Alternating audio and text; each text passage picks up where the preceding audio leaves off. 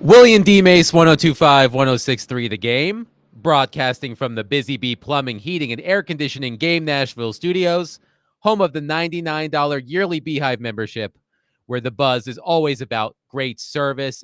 Adam Vingan, Willy Donick, Derek Mason here with you on Tuesday. Willy and I are in studio. Derek is broadcasting from a remote location, parts unknown. Maybe his house. Has this been discussed in the earlier shows? Nick, you can help us out. The situation in the studio right now? Oh, it's been discussed. Okay. Joe Dubin and I have been going on with this for a while, yes. We have no AC. We do not have AC right now. It's being fixed. So we have a cross breeze blowing with the fans. So we have fans in studio, which is an interesting take, but it's not those kind of fans. It's a fan. It's not an oscillating fan. It's a box fan. It's a box fan, and I feel like I'm getting a better breeze than you are right now, Adam. My legs right now feel very comfortable. I got a nice flow going under. It's coming right at me underneath the table, so I feel okay temperature-wise. I didn't know what to accept. I didn't know what to expect. I didn't know if it was going to be like a sauna in here, but I think we're less than a sauna. Would you agree, Adam? I think we can survive. Yes, I could stand to lose a few pounds. So if I sweat off a pound or two over the next 3 hours, I certainly won't complain.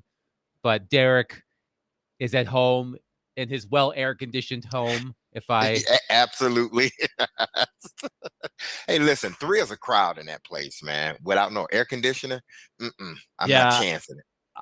We appreciate you taking one for the team, Derek, because if the 3 of us are in here, I think the body heat, it would definitely affect the temperature. Too many people in a small space with no AC, that's not pretty. Yes, but we will power through because that's what we do. We are professionals, and we will sweat for you.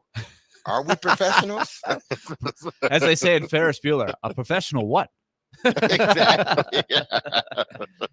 Speaking of professionals, we did have a professional football game last night between the Atlanta Falcons and the Philadelphia Eagles. And the Atlanta Falcons avoided joining the 0-2 club with the Tennessee Titans and other teams, winning 22-21 in Philadelphia. And the game changed with the Eagles holding a 3-point lead with under 2 minutes left. It was 3rd and 3 from the Falcons' 10. Jalen Hurts throws the ball to Saquon Barkley, who was open, and he drops it. I mean, it's game over if he catches it. It's right in his hands. And he may have scored a touchdown, but even if he didn't, it's a first down and they run out the clock. The game is over. So it's another in a series of things that has you saying, I don't know how the NFL does it, but the drama and the baffling feelings of how games are won and lost, they're so close. You just can't. It is so compelling because after that, the Falcons drove the field amazingly easily, tied the game with a touchdown, then commit a strange penalty, and the guy has to kick, a 48-yard extra point to go ahead. It was nuts. DMase, what happened? I mean, I guarantee you one thing Saquon Barkley isn't saying. He's not saying I'm not losing sleep over this. That's one thing Saquon Barkley is not going to say. Because situations like that, whether it's true or it's not true, as a player, when you're in a situation and you in your mind feel that I've cost the team the game, you're going to lose sleep over it, whether it was in the first quarter or the fourth quarter. If you've dropped a touchdown, if you've dropped a crucial third down, or in Saquon Barkley's case, he drops a third down pass with what was it, just over a minute left, maybe 2, if that. You will lose sleep over it. And those are things because you feel you've cost your team. You feel you've cost your team the game when that happens, whether it's true or not. As a competitor, you feel you lost your team the game, and I guarantee you that's what Saquon Barkley feels. Because if you watch the game, Philly should have won, but we can say that just about every week a team should have won, but when they don't do the necessary things to win, like dropping footballs, throwing interceptions, fumbling, missed tackles, opportunities, then that's the way you're going to feel as a true competitor. We have a texter on our text line driven by WilsonCountyHyundai.com says, how about the Eagles passing on the chip shot field goal in the first quarter and going for it on fourth down and not making it? That coaching call cost them the game. See, Now, that's what's going to something- happen. That's part of the game right now, Yes. right? But Don't you think, Sirianni- so many people do Yeah. that now? That's not an unusual decision. It's not, but yet and still, that's one of those situations where after the game, once you're in the locker room and players are talking amongst themselves, they are mentioning that. Why didn't he just go for the field goal? Whether that was the reason they lost or not, I don't believe it was. But when you look at the end of the game and you say, well, we only lost by 2-3 points, then you go back. You always reflect on what happened in the game. You go back to, well, why didn't we just kick the field goal? And we wouldn't have had to, have a Saquon Barkley last, ditch effort to catch a pass on third down. We wouldn't have needed that because we would have already been up and we could have just kicked the field goal. So even stuff like that, players as well as coaches, they sort of second guess themselves in situations. So, of course, yesterday we spent the majority of the show talking about the Titans' loss to the New York Jets, and specifically Will Levis's play and Brian Callahan's reaction to that play. And we got all of your reaction on that play. And I feel like there's a storyline that seems to be emerging around the league. And I heard it first yesterday. We actually did talk about it a little bit as well, but from a national perspective. I heard it yesterday on Get Up. And here's what's funny about, we've talked about this last week, about how the fact that the Titans were playing the Jets means there were going to be a lot more eyes on that game than normal. And even after the crew on Get Up showed the highlight package of Jets Titans, Mike Greenberg, who is a noted Jets fan, said, normally we would be focusing on the Jets. But let's first talk about Will Levis, which would not have happened under any other circumstance if the Titans would have lost to the Cardinals on Sunday.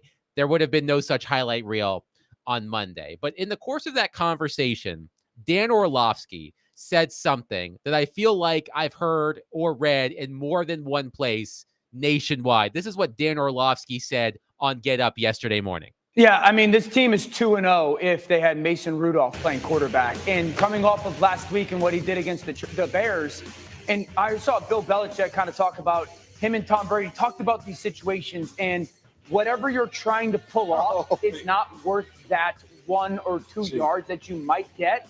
And here's the thing, when it's in time and in rhythm, Levis is so impressive. When he gets into these adrenaline type of moments, through 2 weeks, that's your concern if you're Brian Callahan. That was Dan Orlovsky on Get Up yesterday. The Titans would be 2-0 if Mason Rudolph was at quarterback. And look, we did say that on the show yesterday. I don't know if I would say they would be 2-0. I'm willing to say they would be no worse than 1-1. And I'd say they could be 2-0. I'd say it's better than 50-50.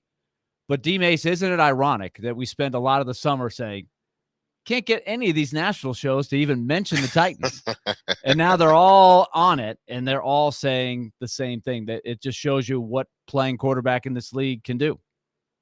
Yeah, sometimes, you want people to recognize you across the country because you feel that, they're not respecting us. No one's talking about us. Well, when you have play like this 2 weeks in a row, or let's just say plays like the play that Will Levis had Sunday, if you have this 2 weeks in a row, then you're going to get the publicity.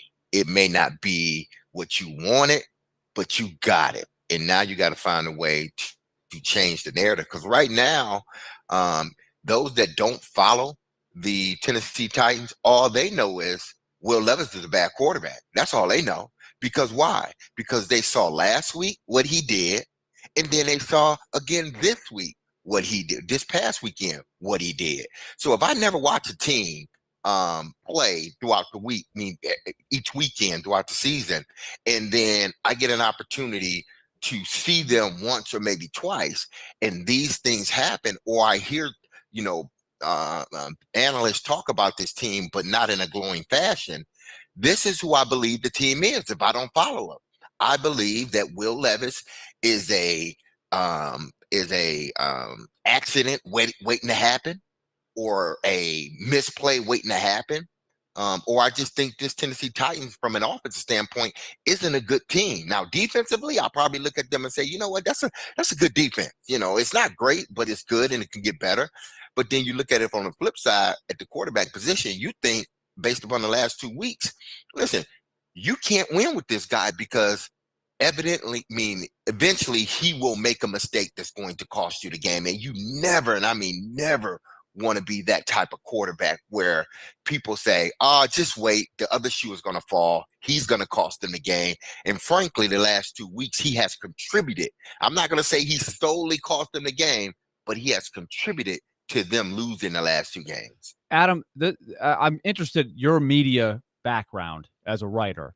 What I have noticed, I notice it in the NHL. I notice it here in the NFL. Will Levis and these plays are just perfect for the national media because, what we can say here is we're scrutinizing everything. In a 3-hour show, we're going to cover everything that's going on with the team. Will Levis is certainly going to be the main story. But for a national show like an ESPN, and you can find it almost anywhere. Almost every national show has shown these clips, and they've said, Will Levis, he's playing hero ball. He's doing these bonehead things. But it's perfect because it fits into a nice little box. You show the 2 clips. Conveniently, they really don't mention back-to-back weeks where they have a punt blocked, right? Or other things like DMase is saying that are contributing. Like he's having his moments during the game. But you get a narrative that starts happening. So I don't know if I've ever seen a guy get more of a clear-cut narrative after 2 games than Will Levis, but it's going to take weeks for him to get out of that narrative. What he's got to realize is it's exactly that, right? They're taking 2 plays and they're making an assumption about him. And we all have our worries, but he still has some of this under control. But you've seen this happen, right? It's a narrative that starts building. Well, so-and-so, he's the best so-and-so in the NHL, or this guy's the best running back at doing this in the NFL. And everybody kind of jumps in on the pile. It's a good point. And think about the shows that Will Levis has been discussed on over the past 2 weeks. We just played a clip from Get Up. Bill Belichick talked about Will Levis on the Pat McAfee show. That, to me, is the ultimate example. Let's just say this. If the Titans would have lost both of the games that they lost, let's say they lost both of the games 24-17, just as they did, and Will Levis did not make those plays. Maybe he threw the interception at the end of the Bears game when it was that last-ditch effort, and most quarterbacks would take that shot, and maybe you don't fault him for that interception because he's got to push the ball downfield. But if he plays a normal game and the Titans are 0-2, nobody is discussing the Tennessee Titans in the way that they have been discussed over the past 2 weeks because of the plays that Will Levis has made. To your point, Willie, those lowlights, they're not really highlights, they're lowlights of Will Levis are perfect fodder for shows like Get Up, like First Take, like the Pat McAfee show. I know I'm picking on ESPN here, but there are other shows that you can choose you from. could pick one, like the big podcast, the GM Shuffle. We're going to play a clip from Mm-hmm. that. It's the same thing. It's such an easy take. That's why I commend Orlovsky for trying to give a little bit of insight on why it's happening. It's so easy. DMase, anybody could go on that show and say, look at Levis. It's the same Levis. What we thought. Levis is a bonehead. Levis tries to be hero ball. You know what I mean? But I want to hear, I want to hear, how do you fix it? Can it be fixed? These are the questions. Well, this is going to be, it's going to continue to be the question until, Will Levis rewires his brain whatever he says he needs to do. Until it stops, this will continue to be the narrative. And frankly, honestly, I'm with Dan Orlowski in this one. If it doesn't change, and I mentioned this yesterday on the show, if it doesn't change, you have a responsibility to your team, to your fan base, to do what's best for the team. And if Will Levis continues to make these mistakes, you have to go to your backup, because if you don't, and the losing continues or the bad play continues at times with Will Levis, then you're going to lose the locker room. It's inevitable. There hasn't been a situation in football where if your quarterback isn't playing well consistently and you don't make a change, because you feel, well, I'm gonna stick with them, eventually you lose the locker room, because guys are looking around, they're saying, listen, we're busting our tails doing what we need to do, and the quarterback seems to be costing us the game each and every time, or he's doing something that then we have to make up for, whether it be on the defensive end or the special teams end. If Will Levis continues to play this way with these mistakes, then Brian Callahan has a responsibility to his players to make a change. Now, whether the change works or not, that's another story. But you do have to go into the thought pattern with your coaches. Okay, what is best for our team moving forward? What is best for this organization, so that we don't lose the locker room, so that we don't lose our fan base? What is going to be the best course of action for us? And maybe, just maybe, changing quarterbacks will do it. Again, I'm not saying that it's going to work, and I'm not saying change the quarterback right now. But when we get to that bye week and it doesn't look any different, I think you do have to seriously sit down for that whole week and reevaluate what you thought about your quarterback. Another person who mentioned the Titans might be 2-0, if not for Will Levis and other things, but mostly Will Levis. Bill Barnwell of ESPN.com wrote a story ranking all of the winless teams in the NFL so far. And he wrote, quote, with a few breaks, the Titans might feel like they should be 2-0. They've led at halftime in each of their first two games. Their defense has allowed 3 touchdowns in 2 weeks and ranks 10th in EPA, expected points added per play. Their new-look rushing attack built around Tony Pollard and the mind of legendary new offensive line coach Bill Callahan ranks 10th in the league in yards per rush attempt. The only minor problems, Tennessee's quarterback and special teams appear to be double agents sent to sabotage the franchise. I think that's a fair take, really. Then that's the thing that they've got to battle internally, is they have to try to push that there is a lot going well for a team that's in a completely new phase. This is a new era. They have made a lot of changes, and a lot of the changes look promising. All the things that he listed there. And they have been sabotaged. They have given away 2 games, I think. So this is the question, DMase, that I think Brian Callahan is probably going to have to answer, even though it sounds crazy after 2 games. Because I think we all are sitting here going, would they really put Mason Rudolph out there this week? I don't think that they will. I think it is a very fair thing to say, if you had a game managing quarterback like Mason Rudolph, in theory, they could have been 2-0 without the sabotage. But I don't think that they will actually go to Mason Rudolph at this point, nor should they. Do you agree with that statement? Yeah, I do. And I don't think they're good, because if you go with him now, I do believe it's sort of that knee-jerk reaction. And if you do go away from him, you can't come back to him, because you went away from him strictly because of what you've seen from him the last 2 games. It's not necessarily his whole game, even though after watching the film yesterday, I'm not sure if Will Levis can make the right decisions throughout the course of the game majority of the times. I'm not sure he can do it, because I'm watching it and I'm seeing him pass up short receptions or short completions to try to look deep and throw the football. That's his Achilles heel. He's always looking for the big play instead of what? Taking the profit.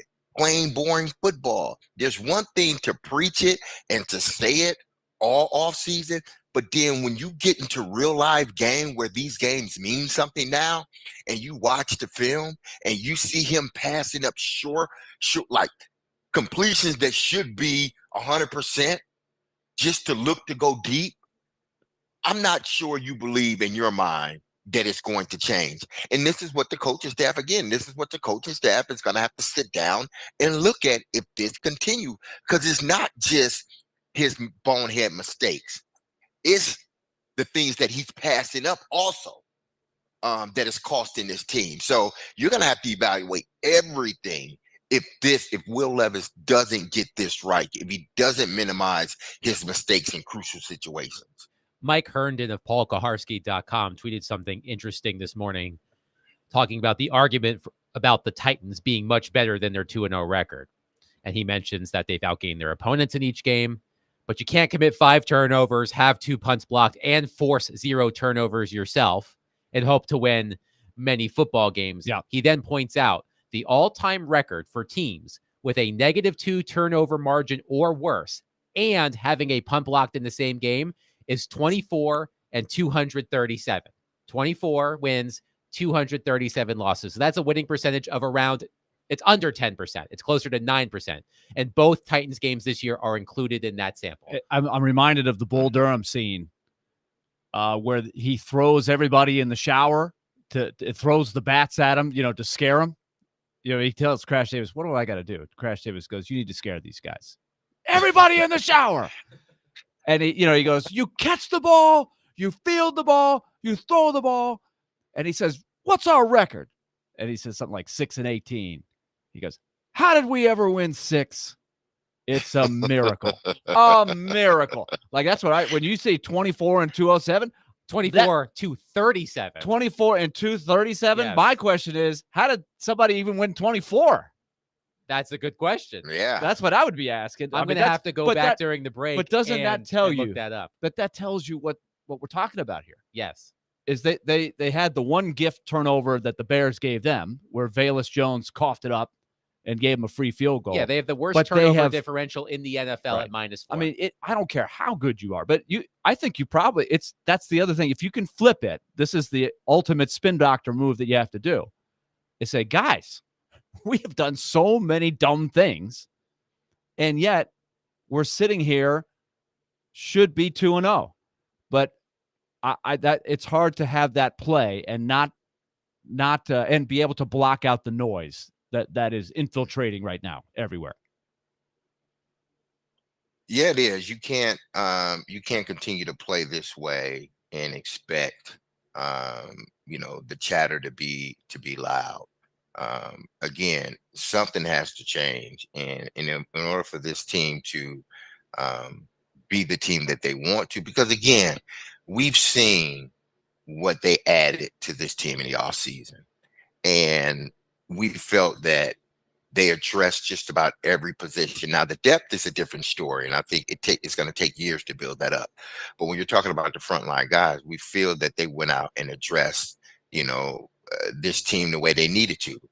Now they need the guy underneath center to start doing his job and doing his job consistently. Because what I'm going to say about this offense is, if you just look at it after you watch the film, there are areas that they play well in, meaning the left side of the offensive line. The right side, I don't know what happened to them. It was just a disaster on that right side. Actually, it was worse after watching it for a second time than what I actually thought it was. But you have areas of your team that is playing well, but it all comes back to who? The quarterback. And what is the quarterback doing to secure victories for you? And right now, he's not doing much of anything to secure what he's doing. He's doing a lot of giving a game away to the opposing team. So they're going to have to figure this out. Hopefully they can figure it out this weekend, because if they don't, then you're going to start seeing that some decisions made very early, and you may see some players that before the trade deadline that are traded away to try to bring in other assets or younger assets. It's always sad talking about potentially selling at the trade deadline after 2 games. But that is that's the position the Titans are in right now. Yeah, you're right. And it's not like, again, I'm not saying doing it right now, but what I'm saying is that if it continues, because you don't have, a year to wait, you need to start forming your team now. You need to know what your team is now. So if it continues, then these are the thoughts that is going to pop up. 615-737-1025. Our phone and text lines are driven by WilsonCountyHyundai.com. We encourage your participation all show long. We've been in the studio for 25 minutes, Willie. I'm not sweating yet. I'm not either. Young. Good update. I'm with you. I'm not sweating yet. Young. I was prepared to sweat. The blinds are closed. The box fans are on. Derek might as well be in a walk-in freezer, as far as I know. 615-737-1025. Coming up next, we will talk to Tim Hasselbeck. We'll get his thoughts on Will Levis and quarterbacking around the NFL. Willie Donick, Derek Mason with Adam Vingan, 102.5, 106.3, The Game.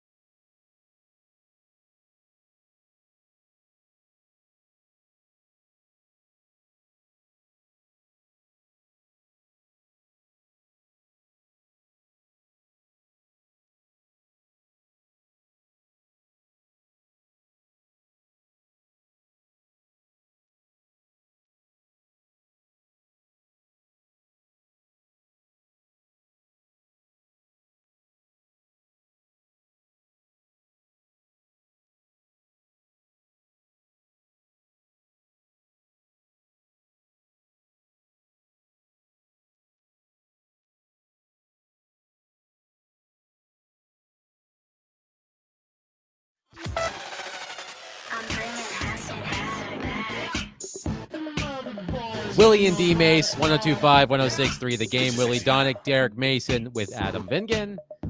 And now joined by Tim Hasselbeck to discuss all things NFL and Titans. And Tim, let's start with Will Levis, the hot topic of conversation around these parts for the past 2 weeks. And he's been getting a lot of national attention for all the wrong reasons. He said after the game on Sunday, he had a quote that has been flying around a bit about how he needs to rewire his brain to prevent himself from making the decisions he's made in the first 2 games of the season. If you were coaching Will Levis, how would you go about trying to quote unquote, rewiring his brain? And are you confident that these are instincts that he can get rid of, for lack of a better term? Yeah, it's interesting. I think it's basically the same thing we were talking about a week ago, right? Like where it's, he knows, right? So like, yeah, rewire your brain so that you don't make a decision that you already know is wrong, but in the heat of the moment, you revert to making the wrong decision, right? So like, I do think like the way he's kind of termed it, he's been well coached. You know, he's been surrounded by good coaches in the past. So I think that, you know, he understands it. To me, it looks like when you make decisions the way he has the first 2 weeks, which is really what I would say is like we all kind of agree, right? Like there are these like bonehead decisions of like, gosh, everyone knows they're bad, including the guy that made the mistake. Like as it's happening, he's like, oh, I know this is bad, right? Like that's what that feels like as a quarterback. But I also think like to me, that could be the result of, hey, we don't want to take sacks. We don't need negative plays. We don't want to take sacks. And so when you are getting contacted in the pocket, but you have the ability still to maybe try to get rid of the football, that you do that, but that's not the right play.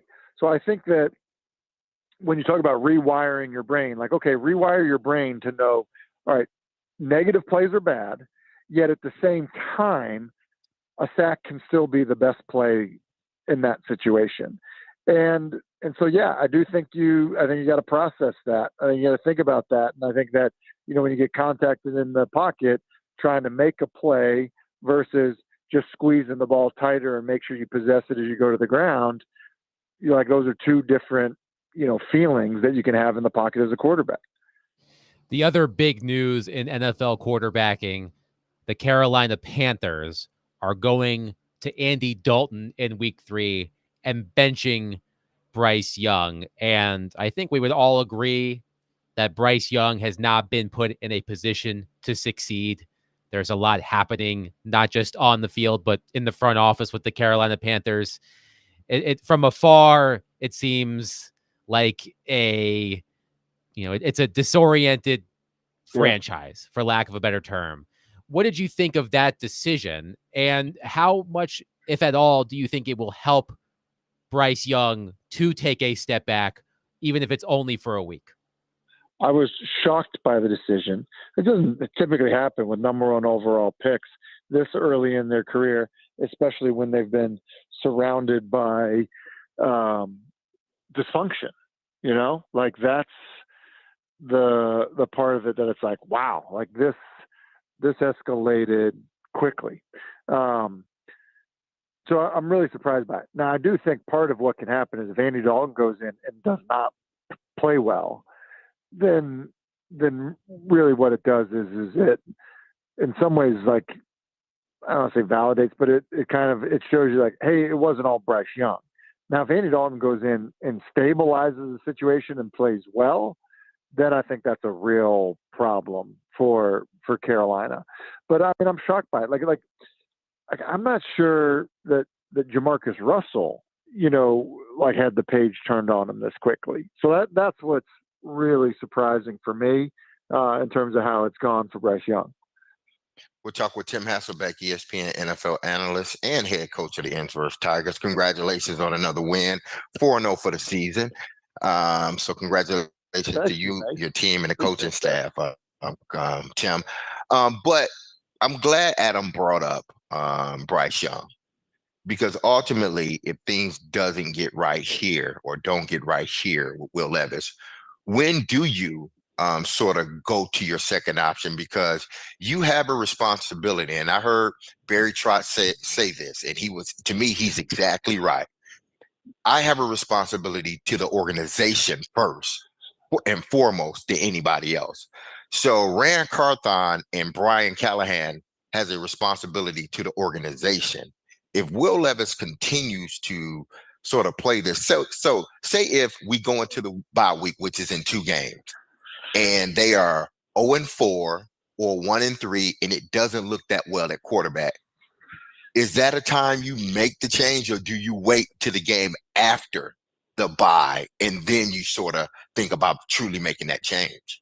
Yeah, I don't think I'm concerned about the bye week. I'm just more concerned about doing the right thing. And Exactly. to your, question about like, when are we, when is that point, or, like your responsibility to put the best team out there? Like, I think unfortunately, because of or however you want to look at it, fortunately, probably unfortunately, the way the camera, panned after the play on Sunday, Mm-hmm. I mean, it feels like Brian Callahan's there. I mean, like, I think it's kind of like, hey, man, like, we talked about this last week, right? Like, we've addressed this. And so, like, we can't keep doing this. Like, this can't keep happening and you keep playing. Like, that's literally like, so I actually think, like, they're there. I do. Now, I don't think they would say that they're there. What is what does the timing really truly look like, all of that stuff? I'm not sure. But what I guess I would say is, look, it's 2 weeks in a row, and it's been a difference in the game 2 weeks in a row. Mm-hmm. So, yeah, at some point, like, you do owe it to everybody else to say, yeah, we're developing a young player. At the same time, man, like, this is a zero-sum game. We got to win. Like, the whole point is trying to win the football game. And look, Mason Rudolph, has played some football too. Is not as much of a developmental prospect at this point.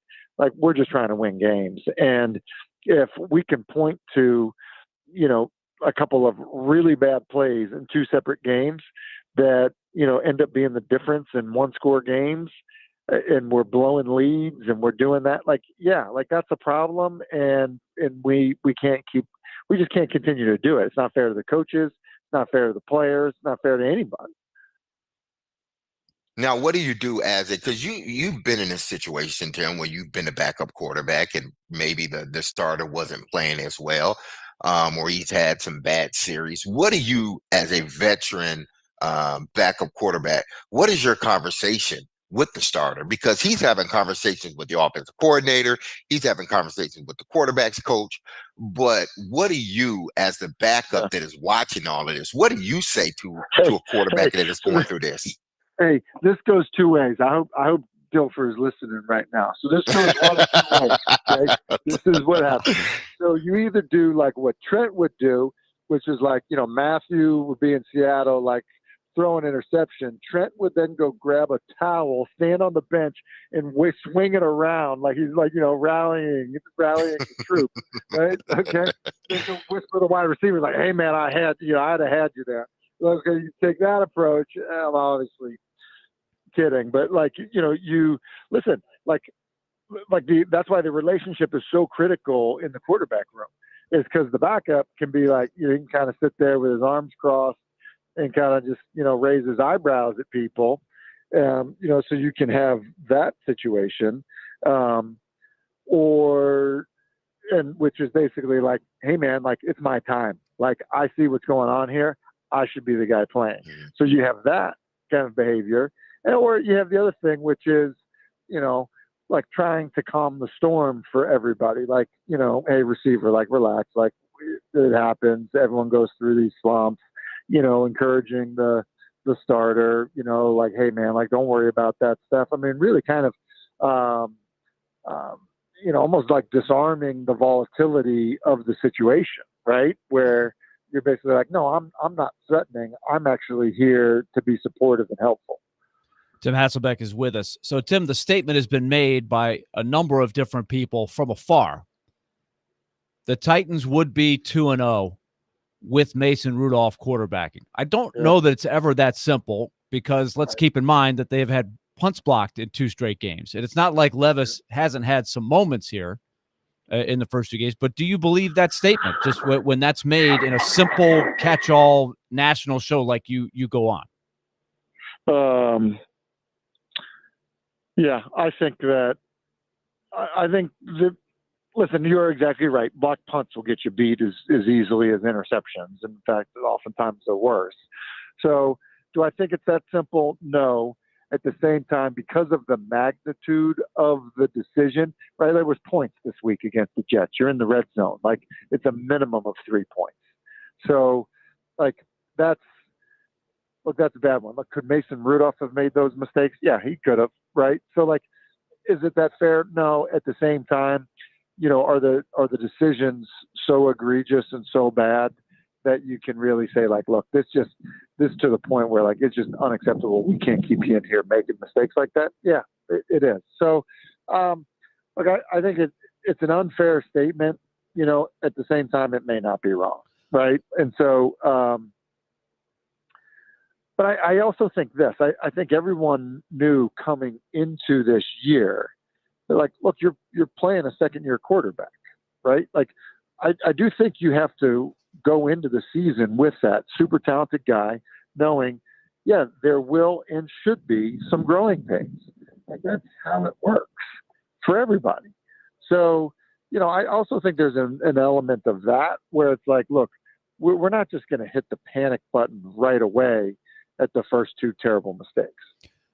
DMase has made this point that if you were to make a big decision and go to Rudolph for the reasons we just laid out there, that my team could be 2-0 here, it might be a tough sell, especially to Amy Adams-Strunk, who basically hired Brian Callahan to try to bring out the best in Will Levis. It would not look good to scrap it after 2 games. So could you sell this, Tim?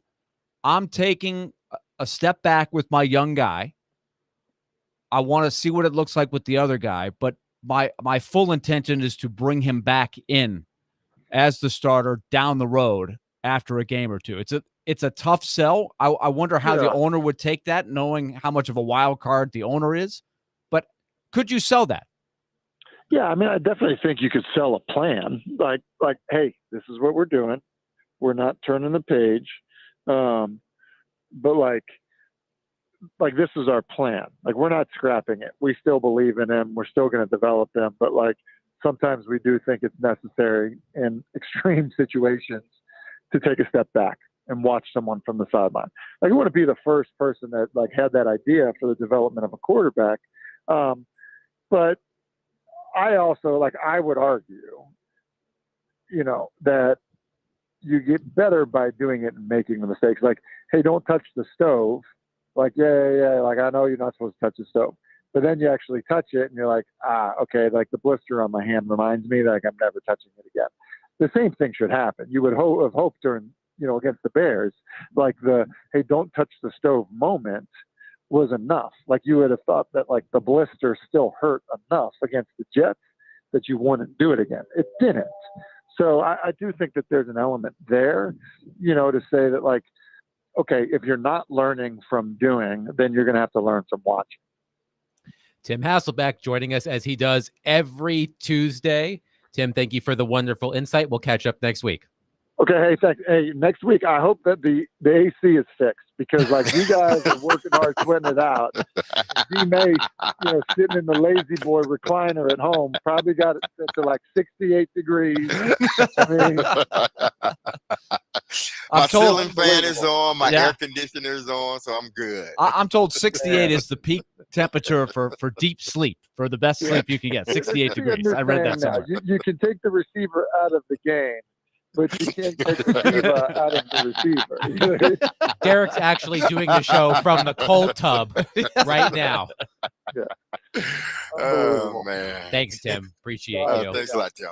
Tim Yep. Hasselbeck joining us as he does. I don't think the electronics would work if Derek was actually doing a show from a cold tub, but you never know. 615-737-1025. We'll react to Tim. I also have some texts from what in reaction to Tim that I'd like us to discuss. 615-737-1025. Willy Donick, Derek Mason with Adam Vingan, 1025-1063. The Game.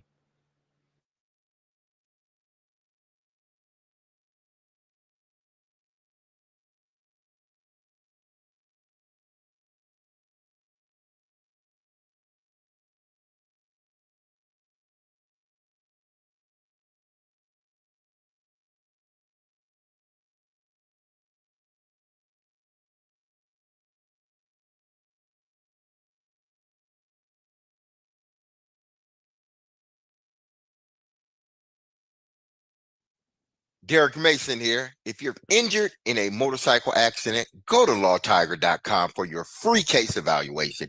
Even if your accident was months ago, you have nothing to lose by calling Law Tiger for a free case evaluation. Insurance company wants to pay out as little as possible or nothing at all. Law Tigers make sure you get the compensation you deserve and doesn't get paid until your case is settled. They understand how much your bike gear is worth to you and will help you with all repaired, or they will help you get it repaired or replaced. Law Tigers is the resource the motorcycle community turns to when in need, whether it's support an event, or see you broken down on the side of the road. With Law Tiger, you'll never ride alone, people. So call 1-800-LAW-TIGERS or visit lawtigers.com.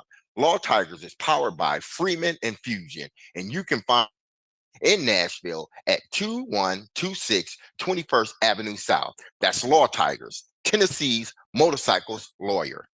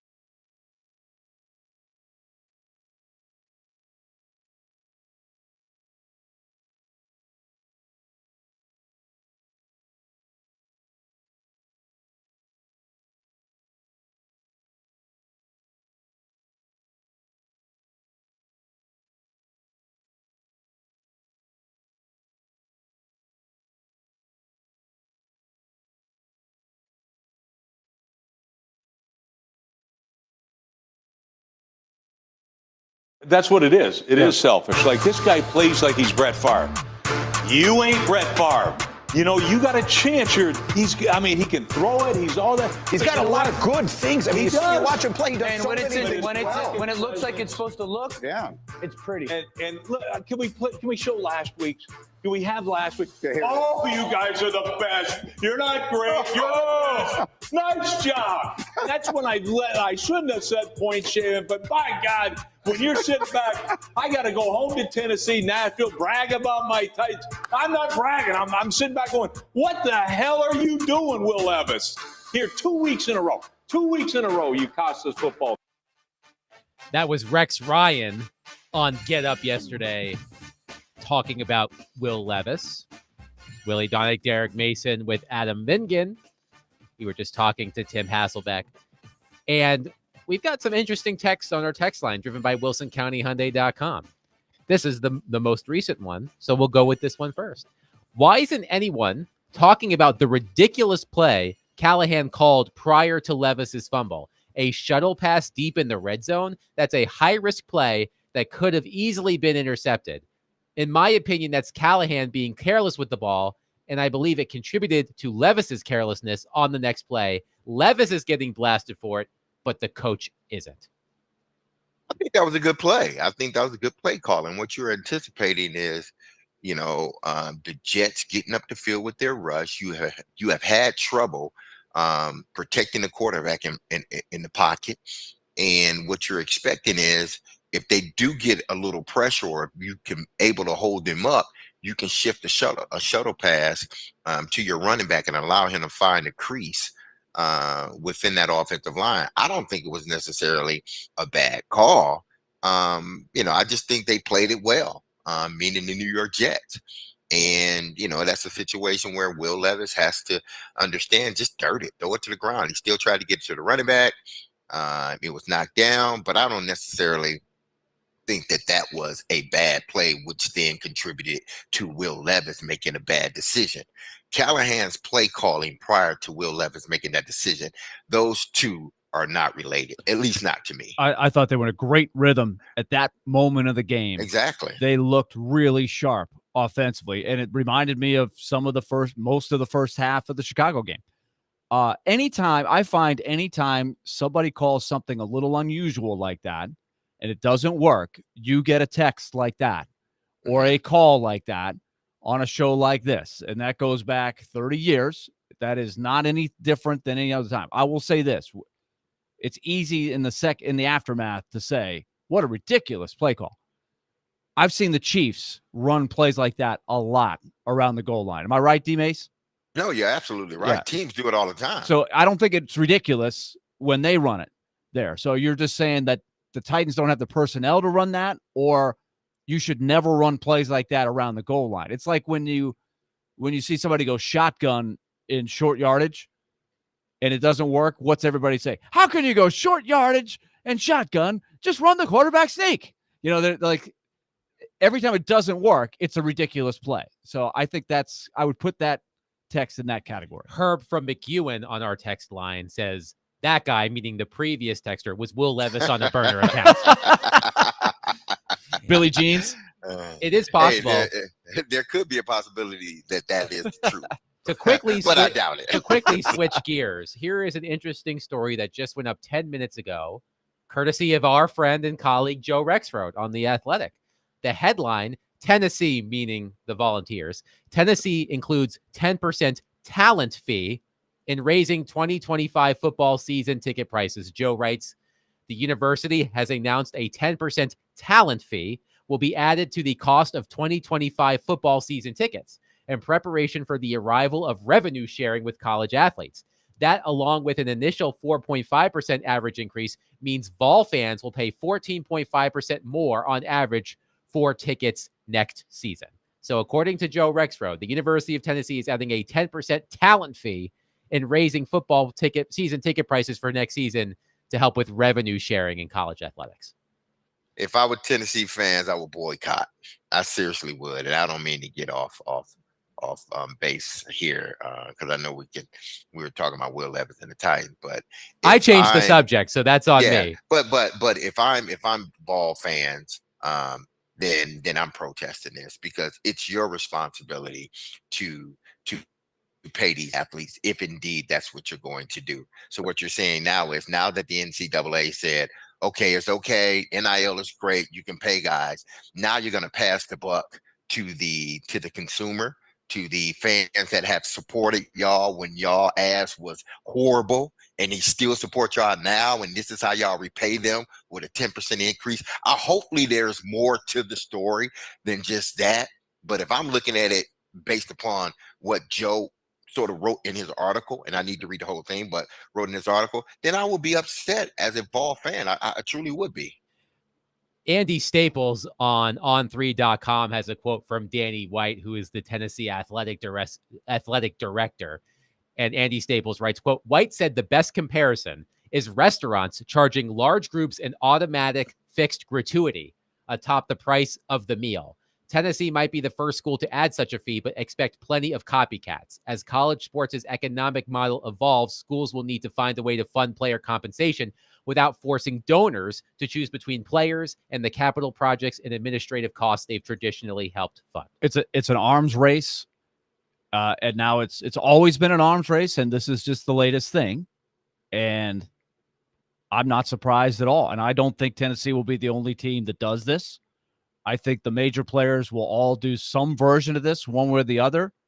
It's like, no state income tax, but you have a higher sales tax. It'll be one way or another that these schools that have the ability and passionate fan bases who are all in on the win, people will bellyache all over the place, but the schools will take advantage of their passion and their desire to win, and they'll get the money. They'll get the money. My thing is this is not like MTSU, and I'm not saying that in a bad way. This is not like MTSU, where MTSU, they hold maybe 30,000 people in the stadium. They're not bringing in, the revenue that some of these other big colleges are bringing in. So I can see like a MTSU or TSU trying to get some extra revenue. So they're saying, hey, listen, we're going to add maybe a 5% increase to the tickets and try to get money that way.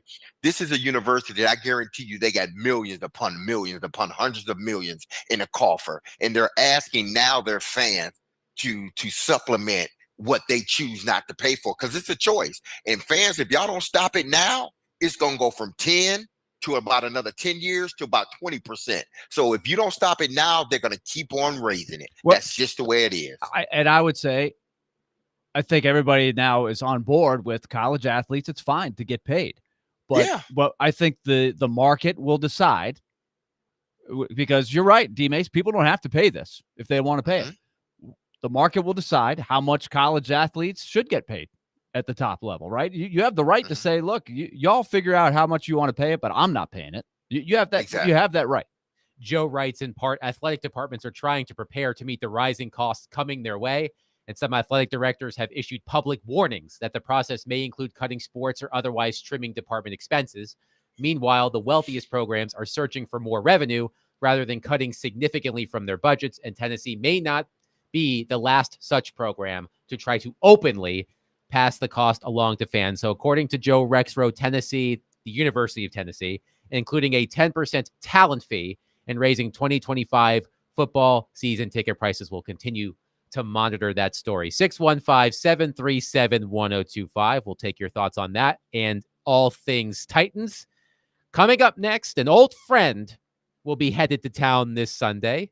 Malik Willis will be here. He's expected to be under center for the Green Bay Packers, as he was this past week, winning his first game as a member of the Green Bay Packers, and I guess his first game in the NFL.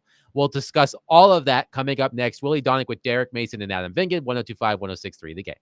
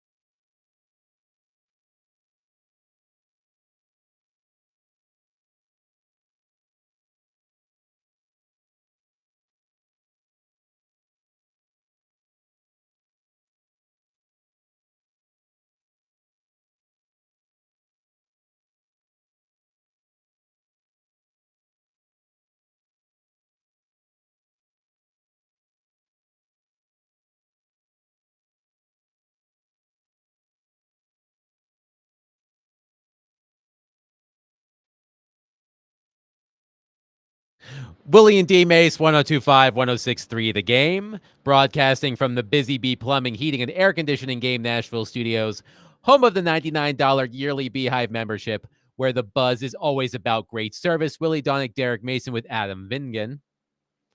We will discuss Malik Willis and the Green Bay Packers, who will be in town on Sunday. But before we do, Tom is on our phone line, driven by WilsonCountyHyundai.com, as it relates to our conversation before the break about Tennessee, according to our Joe Rexroad, increasing season ticket prices to help with revenue sharing, the upcoming revenue sharing. It's to pay the players. This is basically, that's basically a payroll what it is. for a professional team is what it's becoming in the SEC. Exactly. It's a pro league. Yes. But Tom is on our phone line, driven by WilsonCountyHyundai.com, with a comment on all of that. Tom, go ahead. Hey guys, I appreciate DMase's viewpoint on it, but I also want to point out, I appreciate UT for one being proactive and not being caught playing catch up with the other schools, but also I think a lot of schools are going to end up having to come up with these kind of funds anyway, and many of them are going to cloak it in other things that are maybe where it's not as much out in front for people to react to. But I mean, the counterpoint would be if school raises tuition prices and things like that, and a big piece of it's going towards athletics, that's a little unfair to kids that are maybe going that aren't involved in athletics or don't care about athletics. And, to the point of like comparing it to MTSU, where you've got a lot of empty seats and mediocre, fan involvement at UT. I mean, there's over 10,000 people on the waiting list right now for season tickets. So it's, like whether it's hotels or anything else, there's a supply and demand thing to it. If people choose not to pay it and stop coming, they'll have to make adjustments. But until that point, I think the case of, hey, we're going to call it what it is. We're going to add the fee to the athletics, to football, which is the biggest revenue producer. And so it's directly people that are fans of football. If we're going to continue to try and put a product on the field that's a top 10 or top 20 product, we're going to have to raise revenue to be able to maintain that level.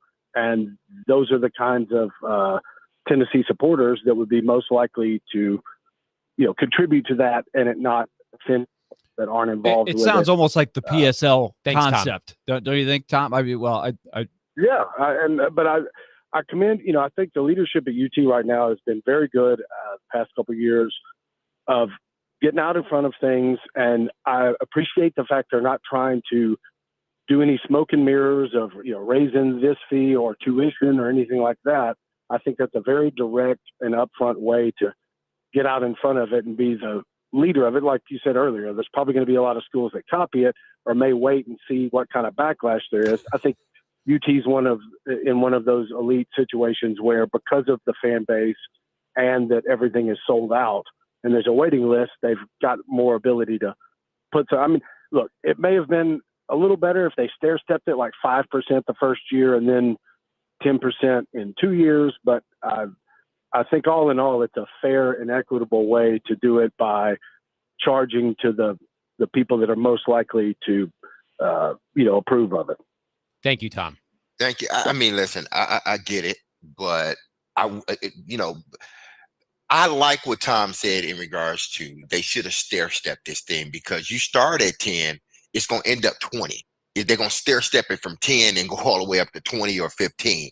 So maybe, they should have started at a 2%, maybe 3%, and kind of say, hey, listen, we're going to be raising the percentage, every so many years up into a point. But you start at 10, best believe it's going to be higher than that. And this is the thing that I think that maybe they don't think about. Maybe they did and don't give a damn. Like, you are getting all this money from these networks, and I know you have to divide it amongst every athletic department. I get that, but you can't tell me that you can't put money aside, a percentage of money aside, because you can determine what you choose to pay these players outside of their other NIL deals. You can say, hey, listen, we're going to give these kids $500 a month, and on top of whatever NIL deals they're getting. We're going to give them $500 a month and let it be that. So to me, it's what are you doing with the money that you're getting already? And that's not really discussing the money that boosters are giving your organization. I'm gonna call it what it is. Your organization. That's what it is. It's no longer a program anymore. It's an organization. It's a team. It's a business. Okay. So everybody else is giving you money. Why do you then have to go to your fan base and say, hey, listen, I want to charge you an extra 10%. And that's just for right now, because I guarantee you, I put this on everything, that in another 10 years, it's going to be 15 or 20%. And then everybody's going to be complaining. Like, they keep on raising the prices. Well, because y'all didn't stop it when y'all had a chance to. Y'all didn't step up and say, hey, listen, that's not what we want. Find another way to get your money, because these athletes are going to come, and the NIL deals are going to come. You don't have to then put the onus on us to help y'all pay for a situation y'all should have changed decades ago. But now all of a sudden, y'all want to put it on us, the consumer, to help y'all pay for these college students to get NIL deals, because essentially that's what it is, an NIL deal. Yes, and I do think it's a fair question to ask. How much should you take advantage of the passion of your fans? How much is too much to ask for? I do think what they would tell you is they want to make sure they can maintain not only this new cost of paying the players, which is the essential part of it, but also they want to maintain the model that they've had for years and not have to cut sports. They want all of the other teams. And I think that's what they would say. They use the money from the networks, is, and the shoe companies that they have to deal with Nike or Adidas or whatever each school has, to make sure the soccer team and the track team and the tennis team continue to have the right amount of scholarships, etc. That's what their answer would be. But it's just, you could see it coming a mile away. Once we started going down this road where the athletes instantly became pros, that somebody would have to figure out a way how to pay for it, because it's significant money that they're shelling out, and it's an arms race. There is no salary cap. So it's, if you can outspend your opponent and that helps you win, they're going to try everything they can to squeeze all the juice out of a passionate fan base so that they can have an advantage. And they hope that the fans will say, well, I'm contributing to our ability to win. That's why I'm putting the money down. But you have the right as a fan to say, I'll just watch on TV. So I saw this tweet, which I believe is aggregating a report from Adam Sparks, formerly of the Tennessee and now of the Knoxville News Sentinel. Starting in 2025, Tennessee is increasing ticket prices nearly 15%. 10% of that is a talent fee that will be going to pay players. And we received a comment about this on our text line, so hopefully this answers the question. Student tickets went from $10 to $20 this year and will be $25 in 2025. So student tickets will be $25 in 2025, according to this report. I presume it's aggregated from Adam Sparks. Okay. I'm of the belief that the students should always go for free, but that's another trick that they use. Sometimes they put the student fee in there, and they have all of the students pay that fee as part of your tuition, and then you get to go all the games for free. But there's a lot of students going, well, I don't care. I'm not going to any of the games. I don't care to go to the game. So why am I paying that fee? So that's how that works sometimes. But I feel like student tickets should be free. We have some text. Again, go ahead, Derek. Again, tuition is too damn high anyway. It is too damn high anyway. So to me, why are you raising ticket prices for students? I'm with Willie. Students should go free. You should be able, if you are a student that's already paying to go to that college, you should get at least a ticket free, or 2 tickets, whatever the case may be. And I know that if you did that, then, you would have the, stadium filled with free individuals just about. But then again, you give them an opportunity to go to a game. Maybe you limit it to, hey, listen, you can go to 1 or 2 games per year free, but then you have to pay for the rest, $25. But to say they got to pay $25 the whole each and every week that they're playing at home for 4 years that they're there, I know that's not a lot of money. I get it. But these kids are paying already to go to a university where the tuition is too damn high anyway. Hair Metal Henry on our text line says, I thought the talent fee was the cover charge of the gentleman's club. I would know nothing about that. Caleb on our text line says, if you're going to multiple games a year, it's still worth it to buy season tickets. The single game tickets on secondary market are insane. If you sell one game worth of your tickets, you may break even or close to it. But the text I want to read is from Brian, who says, we're not a poverty program, I assume Tennessee. We are not a poverty program like Vanderbilt. More than happy to contribute my share to ensure we have a great team. Oh, excuse me. Vanderbilt is not a poverty program. They got if you're talking about from a money standpoint, Vanderbilt got a whole lot of money there. They just choose to use it other places. So don't go down that road of we're not a poverty program like Vandy. If you're talking about the play on the field, that's something different. But if you're talking about the university, no, they're not. No way, no how are they in poverty in regards to money. So, but hey, listen, you're right. I don't even know why I'm arguing it. If your dumb ass want to pay the money, then go ahead, pay it, because they ain't gonna do nothing but raise it even higher.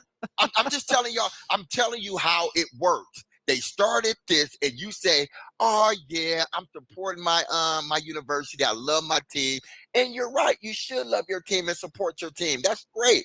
But they start at 10. They never stay at 10. They're going to creep it up to 12, and then they're going to creep it up to 14, and then they're going to creep it up to 16. And then that's when y'all going to start complaining instead of saying something right now. Y'all saying, oh, it's all good. You know, we want our team to be the best that they can be. They will be, best believe. If they didn't get the money from y'all, they would have found another way to get it. But now they're getting it from y'all, so they don't care. Poverty program, I think if you go over and look at the investment that they've made, $400 million and counting, to upgrade the facilities, which they were behind. They're playing catch up. And as they did that, the NIL thing came in, and they had to get into the NIL game, which they probably, in their vision of what a student athlete is, they probably didn't think that was the perfect model for them, but they're in the SEC. I think you notice how different their football team looks despite the bad loss on Saturday. They're a lot better than they were. And part of the reason is they got into the portal and they paid money. Are they going to win the arms race with the other teams in the SEC? No, but they're doing what they can do. And so I don't know where the word poverty comes in. So I wouldn't worry about it. I would say you decide whether you want to pay the tickets for the team you root for. And again, I'm not calling that particular texter or caller the D, A. I'm not calling that person, but I'm saying if this is what you want to do, anybody that wants to go and say, hey, listen, the 10% is nothing. We have paid for it. Don't worry about it. Just remember and understand that it's 10% today. That don't mean that it's going to be 10% tomorrow. Today's prices aren't tomorrow prices. Remember that. Matt in Nashville, before we head to break, texts, if I were a UT season ticket holder, I'd be fine with the increase to pay players, with the caveat that all money must be delivered to kids in McDonald's bags. 615-737-1025. We'll continue this conversation. We'll also get into Packers Titans on Sunday. Speaking of which, join Jared Stillman, Chris Sanders, and our own Derek Mason at John Bon Jovi's this Sunday from 9:30 to 11:30 for the pregame show. They'll break down the Titans' Week 3 matchup against the Packers and give you the latest updates before the game. The pregame show is presented by Parman Tractor and Equipment, Sun Deck Nashville, and award-winning Blue Note Juke Joint and Blue Note Crossroads Bourbon.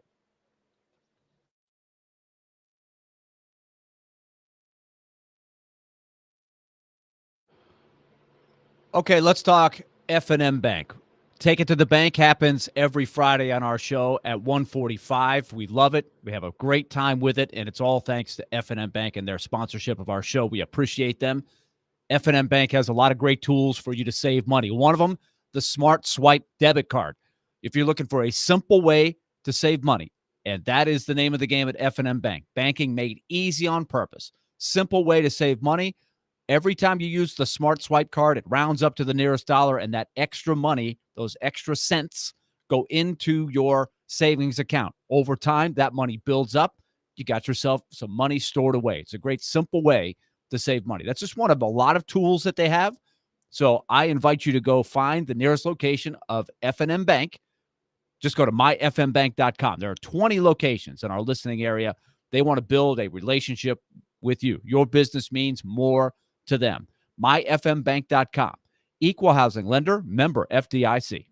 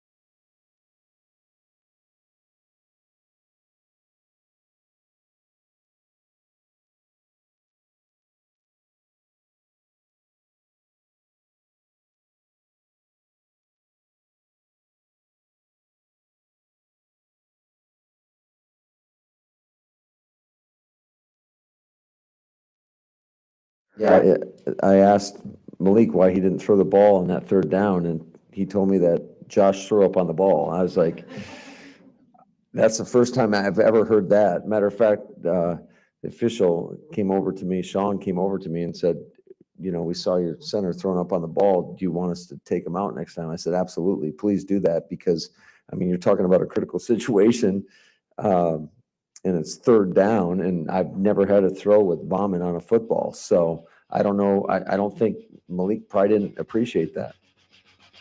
That was Green Bay Packers head coach Matt LaFleur. And yes, you heard that right. If you were listening to that and you thought to yourself, wait, did he just say someone threw up on a football? That's exactly what happened in the Packers game against the Indianapolis Colts. Center Josh Myers threw up on the ball in the second quarter before snapping it to Malik Willis. I mean, it was just a second before. It was just like, throw up, hot, And then here's what's unavoidable. You couldn't call timeout or anything. Hey, Derek, what was the most disgusting thing that ever ended up on a football you were holding in an NFL game? Nothing I know of, anyway. But I'm sure with all the sweat and everything else flying around, I'm sure there was something on the football. But when the football finally got to me, I think everything was off of it by then. Well, at least anything that I could I think see. I might have just fumbled it. I'm like, I'm not touching that. You can touch this vomit-soaked ball if you'd like. But Malik Willis handles the ball, and I think he scrambled for a couple of yards instead of going for, came up short of a first down. Was he able to rinse after at the play before the next play came in? Like that, it's visible on the tape. Find the clip. If you see the clip, you'll see, and it's something. It is something. If you are not, if you have a strong stomach, find the clip. It's not like it's splashing on the camera or anything like that. It's not pretty. It just goes under the category of, if you watch sports long enough, you think you've seen everything, but you will see something you've never seen, and that I have never seen. But vomit ball aside, I will say one more story about Sure. this. My only thing that's remotely similar to this, I was playing a minor league baseball game for the Medicine Hat Blue Jays against the Helena Brewers, Helena, Montana, summer of 1993. Those were the days. Early in the season, 1993. I'm playing first base for Medicine Hat. Strolling down to first base is the Helena player who I recognize as a guy that I played high school ball against for several years. I grew up playing against him. We didn't know each other very well. We recognize each other. We grew up in Orlando, Florida. Here we are in Helena, Montana. Hey, isn't this interesting?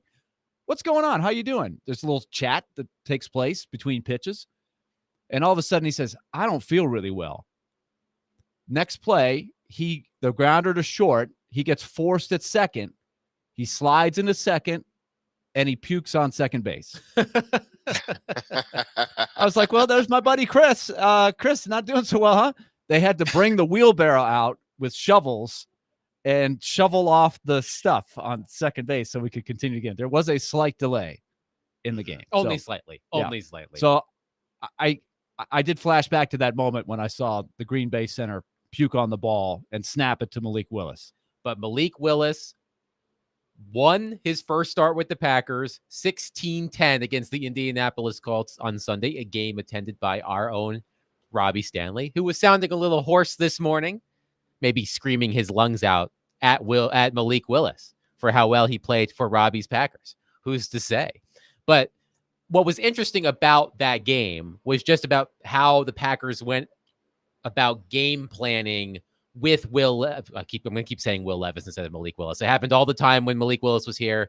I feel like if you took all of the letters of both of their names and just scrambled them, you could probably take the same letters and spell either guy's name somehow. I can't prove that. I've never tried it, but I feel like you could. I'm going to have to be extra careful. But with Malik Willis starting in place of the injured Jordan Love, Malik Willis only threw 14 passes. He was 12 of 14 for 122 yards and the touchdown. And by the way, one of my take it to the bank from last week when I was out was that Malik Willis would throw his first career touchdown pass. Nailed it. just a preview for Friday. And he only threw 14 passes. He only threw for 14 passes. I saw this on Thank you. I saw this on ESPN.com. The Packers ran the ball 53 times against the Colts. 53. Their most in a game since 1978. They did it to the tune of 261 yards, including 164 in the first quarter, the most rushing yards in a first quarter by any NFL team since the 2011 Tim Tebow-led Broncos. A Green Bay running back had not carried 30 times in the game since Ryan Grant in 2008. Josh Jacobs did so in his second game since signing with the Packers this past offseason. So it's interesting how the Packers went about game planning with Malik Willis under center instead of Jordan Love. Next Gen Stats notes that the Packers called a designed run on 73.1% of their plays on Sunday. And why were they able to do that? They were able to get ahead and run it early, which is probably the frustrating thing, DMase, if you're the Colts, because you had to know that that's what they were going to try to do. if you knew anything about Malik Willis's history and what most teams try to do when the backup's in there. But it's got to be really stinging them that they allowed Green Bay to do this effectively to build the lead where they never really could put the pressure on Malik Willis to have to throw. Well, isn't this reminiscent of Malik Willis's first start as a Tennessee Titan? I think it was in Houston. Kansas City. Yeah, in Houston. And they didn't allow him to throw the ball much, or they didn't want to throw the ball much. They ran the football a lot, obviously, because you got Derrick Henry going to run it even more when you have a rookie quarterback underneath center. And I think that Green Bay Packers probably look back at that film or whatnot and wanted to see what worked for the Tennessee Titans and what didn't. So they chose to run the football. You got Josh Jacobs, who was one of the best backs in the National Football League. So you defer to him in a situation like this. So I wasn't surprised. I think Matt LaFleur is a hell of a play caller.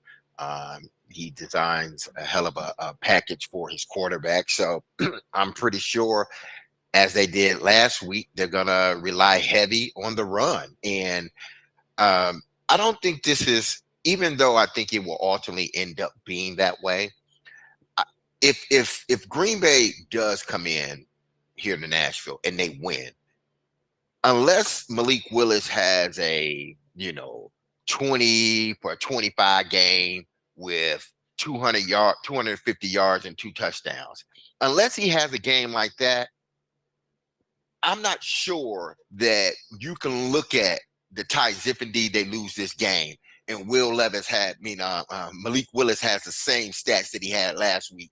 You can then, say, you can go to that film and say, we need to bench everybody or we need to fire everybody because you lost to Malik Willis. No, if the numbers look like they did last week, obviously there were other things that were done, for y'all to not win that game. Because if you're just looking at the stats, Malik Willis, if he repeats those stats again, those are not winning stats. Those are just okay stats, but they're not winning stats. Other things have to happen around him in order for them to win that game. More importantly, the Titans turning over the football.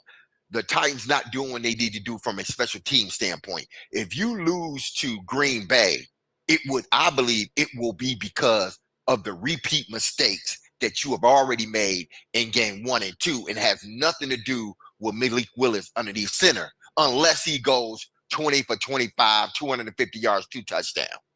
By the way, Malik Willis in his first career start for the Titans at Houston threw 10 passes. He was 6 of 10 for 55 yards with 5 rushing attempts for 12 yards. Derrick Henry had 32 carries for 219 yards and 2 touchdowns. And I hear everything Derek is saying about if the Packers have a repeat performance the way they had against the Colts, let's just say they come in here and win the exact same way. The score is 16-10. They have a design run on 3/4 of their plays, and Willis doesn't have a gaudy stat line. I hear everything that Derek is saying, and I understand that. I can guarantee you that the reaction to that will not be that level-headed. Yeah. Oh, absolutely. I think we all it won't know be that. either. Exactly. Here's another thing that's, I think, adds fuel to what you're saying, Adam. Have you looked at the line of the game? I have not. Okay, take a guess of what the line is. This used to be a Plaz game we would play a lot. Guess the line. And we would go through a bunch of Green Bay minus. Is it a 4? Is it a 4 point, 4.5, 5 points? I'm going to say Tennessee -4. You say Tennessee is favored by 4? Yes. DMase, you say the Packers are favored by 4. Yeah. Okay, Nick, what do you think? I'm thinking Titans by 2.5. The Titans are favored by 3 on the ESPN thing. So the Titans are favored at home playing against Malik Willis. So again, adding to the – well, I see what you're saying, DMase, but I think it adds to what Adam's theory is if you're favored to beat them. This is the Packers, a team that is predicted to go to the playoffs, but you're getting them with the backup. We just had the discussion yesterday about how the line is adjusted. There's about a 6.5-point difference in the point spread with Malik Willis in there as opposed to Jordan Love, according to our buddy Jimmy Shapiro, just going by what he says. But if you're favored to beat the Packers, it's a must-win, and you lose to Malik Willis and the Packers, it almost doesn't matter how the game goes. there's going to be a freak out. Yes. And there already is a freak out, but the freak out is going to go exponentially, I think. Yes, absolutely. Wherever Jared Stillman lives, there will be a crater where his home used to be if Malik Willis and the Packers beat the Titans. I agree with you, Willie. It doesn't matter what the stat line is. Even if Malik Willis does not put up winning statistics, as Derek said, and I would venture to guess he's probably not He may going not. to. Well, this is the thing that they have to do. And Michael Lombardi, and we're going to hear a clip from his GM shuffle. He has some very strong opinions on Will Levis, but he was talking about the Packers game because Michael Lombardi is very critical of Malik Willis as well. Not a big fan, but he said that he couldn't believe the Colts got so impatient. They fell into the trap of allowing Green Bay to run the ball as well as they did. It's almost like you've got to lose the game before you let them run like that. And as it was, they're down 10-0. They have the ball to start the second half, and they get the ball to close to midfield, and it's a 4th and 4. They go for it rather than say, okay, let's pin Malik Willis back. We're only down 10-0. Got a lot of time. Let's be patient here. They went for it, and they allowed Malik Willis to start at the 40. Didn't get it. Got the ball at the 46, go down, and all of a sudden now it's 13-0, and they couldn't clear out of it. I do think you're going to see a game like that where if they can be patient and they can force Malik Willis to have to throw, I think they could dictate, the Titans could, with the defense that they're playing, and they could win a low-scoring game against the Packers. Time of possession, by the way, before we get to Derek, was 40 minutes and 11 seconds for the Colts, 19 minutes, 40 minutes, 11 seconds for the Packers, 19 minutes and 49 seconds That's for the old Colts. school. That is old school right there. Yeah, and that's how you have to play. When you have a quarterback with not much experience, or a quarterback that you just don't fully trust to open up the playbook. Because the more times you throw the football, I think with Malik Willis, the more opportunities you have for there to be a mistake, or an interception thrown, or something going wrong. So they're going to lean heavy on the run game, as the Titans did when Malik Willis was underneath center for them as well. So I'm sure everybody knows the game plan coming in. But again, what I said earlier, that may be, a fact in my world, but I know if the Titans do lose, it will not be a fact in the fans' world. They will eviscerate any and everybody on that team if indeed they lose to the Green Bay Packers with Malik Willis underneath center. By the way, of his 14 pass attempts, 11 of them were under 10 air yards. 2 were intermediate throws and 1 deep ball. Let's also point this out. With the Titans being favored in this game, it does say a lot about what has gone right for the Titans despite the disastrous plays that have cost them the 2 games. That line does tell you something, right? Particularly with how well the defense has played. I think that's what I'm trying to sell if I'm Brian Callahan internally when I start to get my team back on its feet and they build on Wednesday, right? He's like, look, we're doing some good things here, people. We are not getting blown out at all. We should be way better than we are. Nothing we can do about it, but let's lean on the things we're doing well and keep building and just not beat ourselves. See what happens. We're talking about the Green Bay Packers. Even without their quarterback, the Packers are supposed to be really good. They've got a lot of good things going for them. 615-737-1025. We'll continue to get your thoughts on our phone and text line, driven by WilsonCountyHyundai.com. Tune into 94.9 The Fan today as the Nashville Sounds take on Norfolk. Pre-game at 5:20, first pitch at 5:35, with coverage also available on 94.9 The Fan app and at 949thefan.com. Sounds baseball on 94.9 The Fan, presented by Twin Peaks Family Leisure, 5 Points Roofing, and Busy Bee Plumbing, Heating, and Air Conditioning.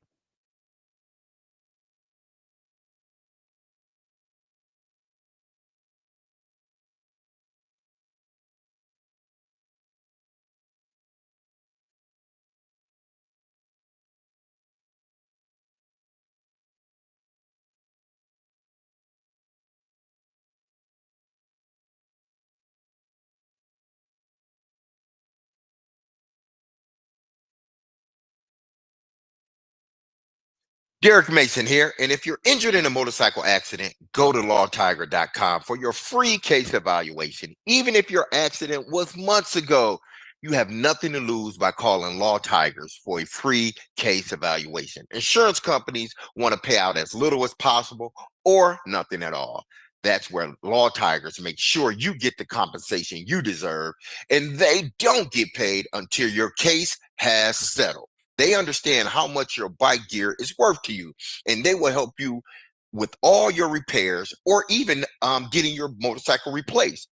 Law Tigers is the resource the motorcycle community turns to when in need. So whether to support an event or if they see you broken down on the side of the road, with Law Tiger, you'll never ride alone. So call 1-800-LAW-TIGERS or visit lawtigers.com. Law Tigers is powered by Freeman Infusion, and you can find them in Nashville at 2126 21st Ave South. That's Law Tigers, Tennessee's motorcycle lawyers.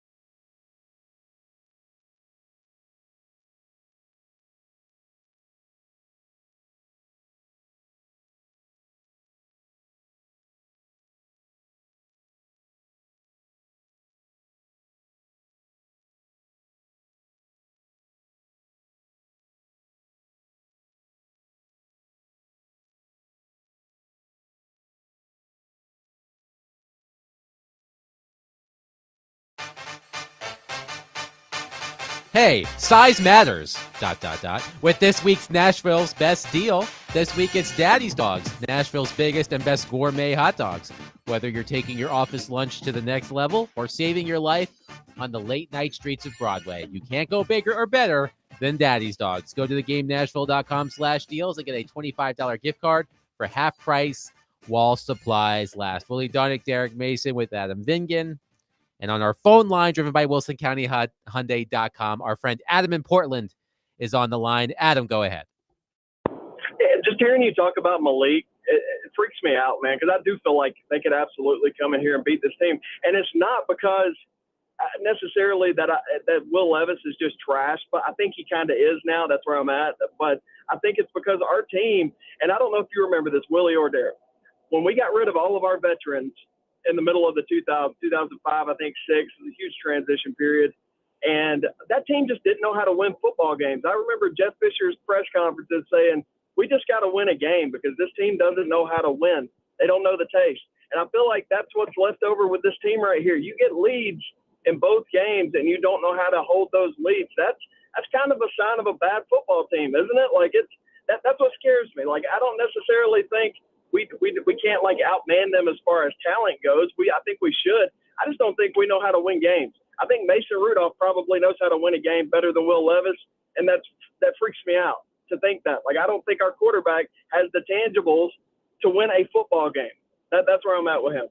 Thanks, Adam. And it's funny Thanks, you bring Adam. that up because Willie has a clip that he wants to share that touches on what Adam just called. Yeah, let's. It's the GM Shuffle with Michael Lombardi, very opinionated, and he jumped on the pile just like a lot of national media. And this is our theme of the day: that be careful what you wish for, because a huge theme in this city going back 20, 25 years to when DMase was playing for the early Titans teams. Nobody ever talks about him in the national media. Nobody pays any attention. Well, they're paying attention. They've all got their opinion on Will Levis. And listen to what Michael Lombardi says. And I want you to focus in on one thing he says. Instincts and feel.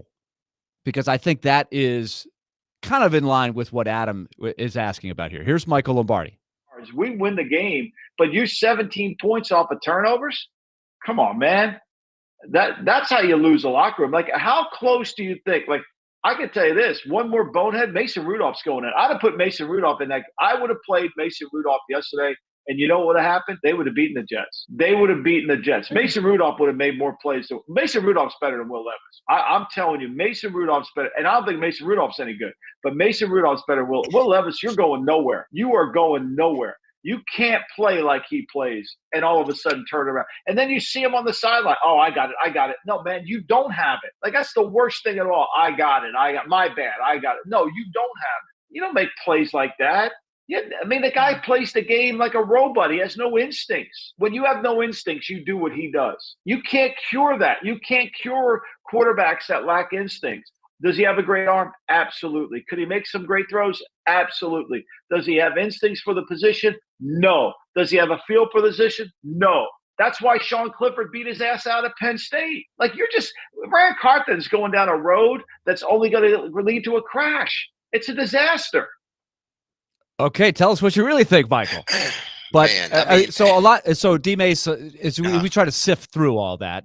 A lot of it is fire and brimstone, and it's Captain Obvious, right? We know. But I focused on one part of it, and it's what I mentioned before, is he is going to work his tail off, Will Levis is. The coaching staff is going to try their best to coach him up and out of these habits. But I do wonder at some point, if you just are not a person that can connect the dots, can that be coached out of you? Can you beat that habit? Because Michael Lombardi is saying no, he does not have that ingredient. And so you can work all you want, but you're going down a road that is not going to end where you want it to end. Yeah, that's the question. It's the mistakes that he's making. And you wonder if, and now listen, Lombardi may not be it doesn't seem like he's a huge fan of Will Levis. He's not a fan of the way everything sort of happened with the Titans. So, that's something that we know.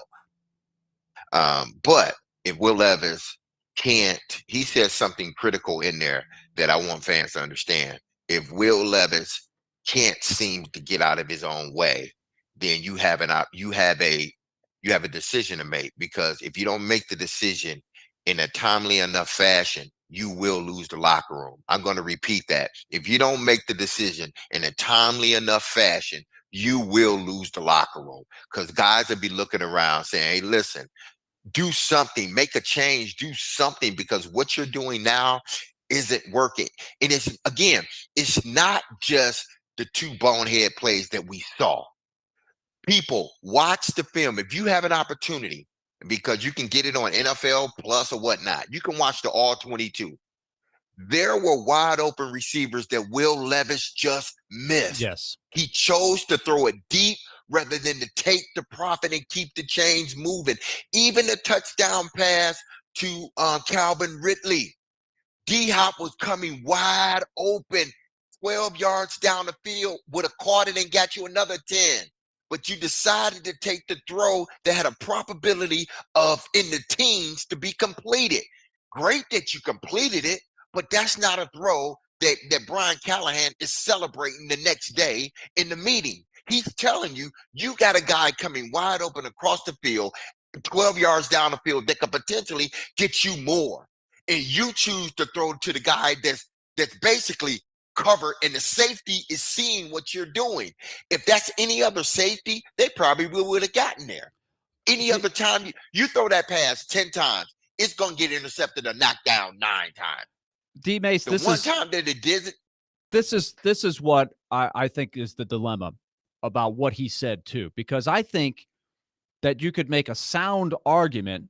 It might be debatable, but I think a lot of people would side from afar anyway, and maybe even internally, that today Mason Rudolph is a better option than Will Levis today, and maybe for Sunday's game against the Packers.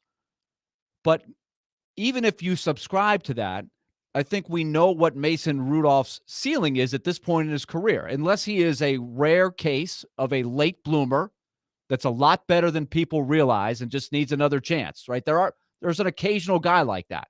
He's never really shown that ability. He's a solid backup.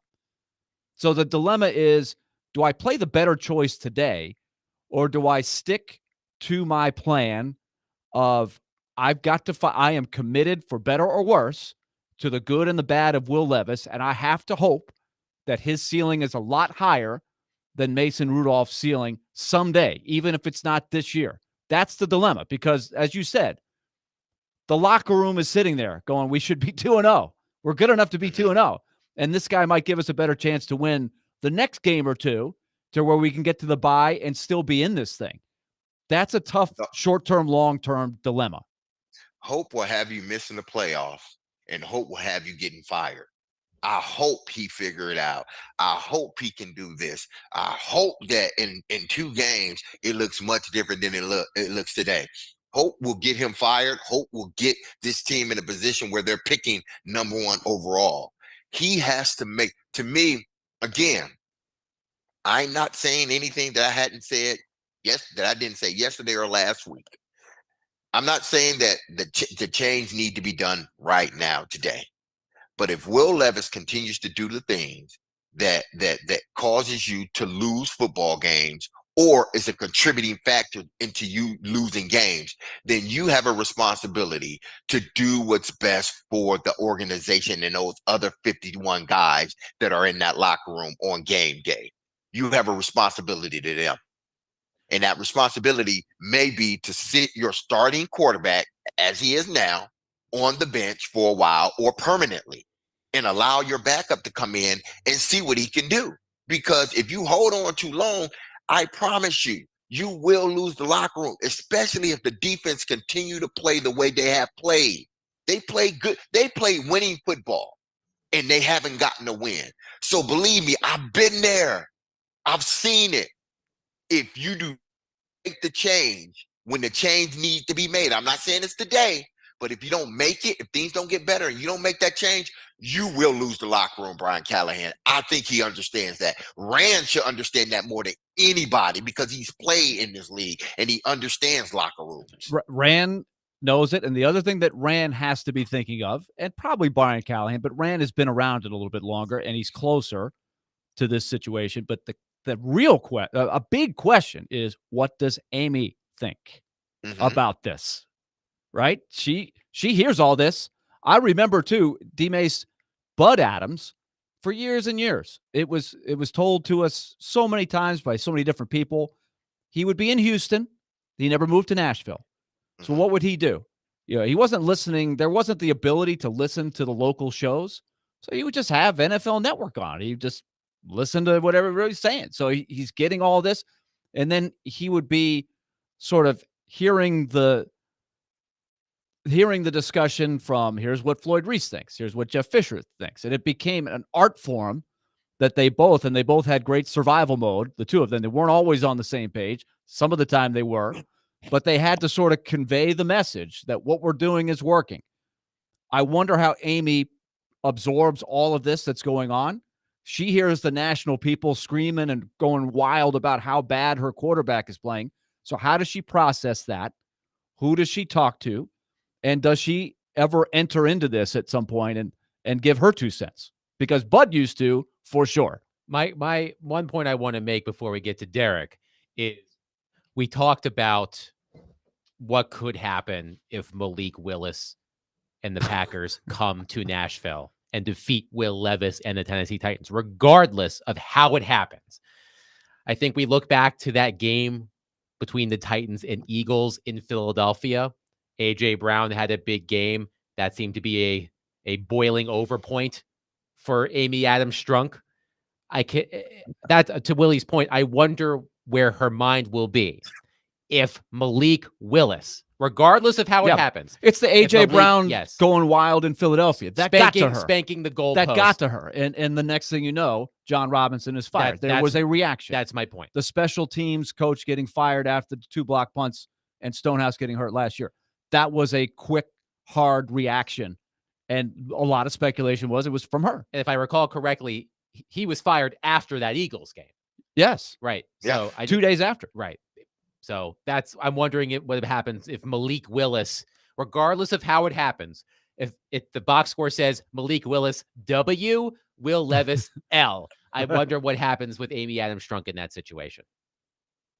Well, I mean, we'll find out if indeed, the Titans, end up not winning the game this weekend. We're going to surely find out what's going to happen, especially if, Will Levis doesn't look like he's learned anything from the past 2 weeks.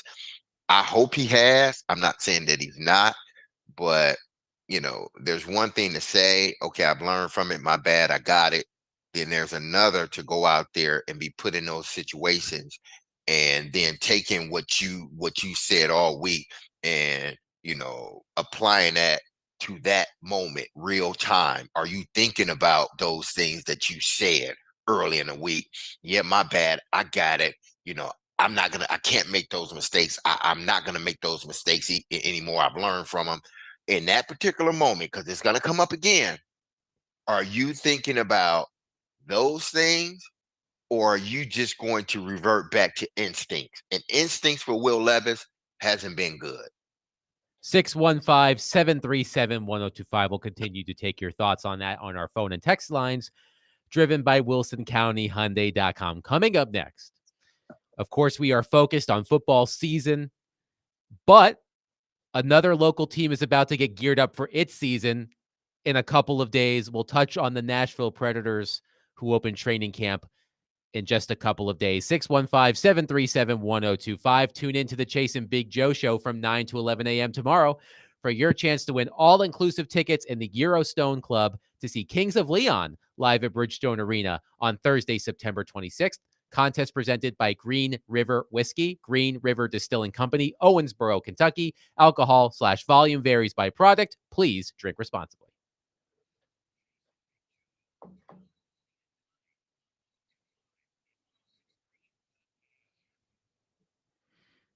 Okay, let's tell you about Loan Pronto. As we've been saying, this is a really good time. The federal rates, the mortgage rates, are down for the first time in years, and taking action is going to be the key. Loan Pronto has followed suit.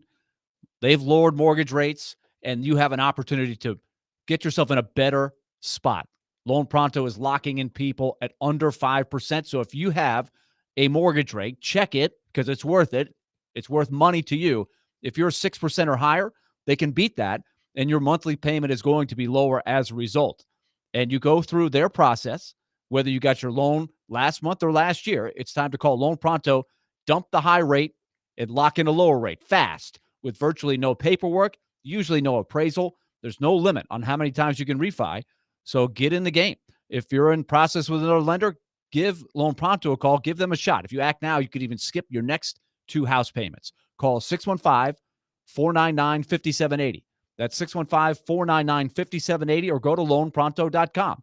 Equal housing lender, NMLS 166-1781 on approved credit, NMLSconsumeraccess.org.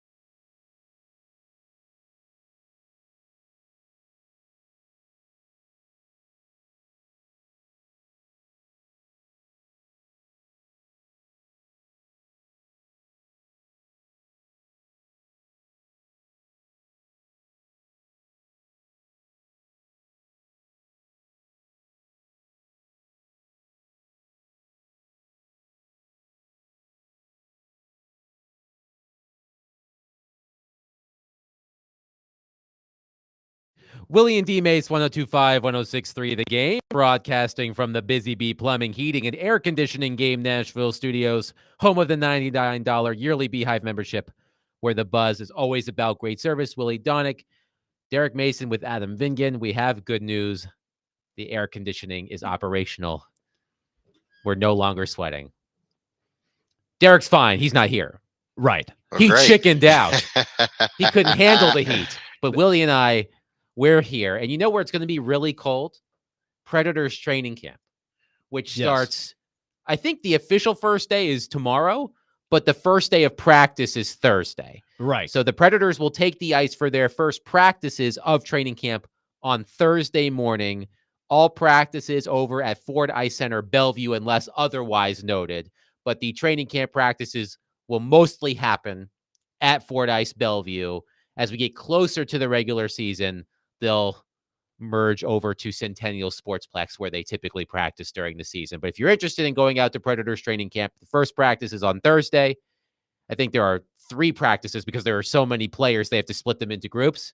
But the practices will be held for the first time this season, Thursday at Ford Ice Center, Bellevue. Yes, and it brings up the annual thing, DMase, of layer up at the practice rink. And DMase is the best I've seen with the hot, heated blanket and the layers, whereas Adam somehow is able to carry his wardrobe from the outside and whatever the temperature is, if it's just a regular September day, which can be 85, 90 degrees, he'll just roll into the rink in shorts and a T-shirt. And I'm like, how are you pulling this off? DMase and I are kind of in the same mode. We bundle up and try not to freeze. I wear my attire, and then I bring layers to put on when I go into the practice.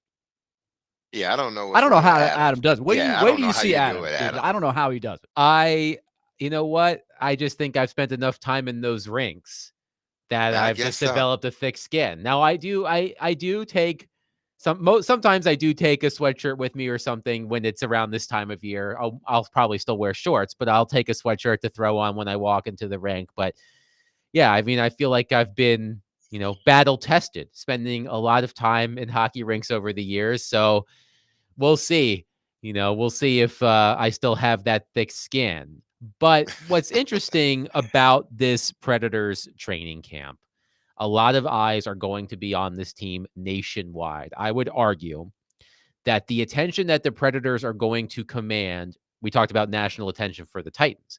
In terms of national attention for the Predators, I think the closest comparison that I can make to what I think this Predator season is going to be like is the fall of 2016, when the Predators were preparing for their first season with PK Subban. I think that the attention on the Predators heading into the season is going to be similar to the attention that the Predators had in 2016 after the PK Subban Shea Weber trade. And because of that, there is going to be a lot of attention specifically on Steven Stamkos because of his decision. Well, it seems like it's more of the Lightning's decision, but the mutual decision, let's call it, to leave Tampa Bay after 16 seasons and sign with the Nashville Predators in free agency. One story that you and I talked about, Willy, Robbie and I talked a lot about it in the summer as well around free agency, is where is Steven Stamkos going to play?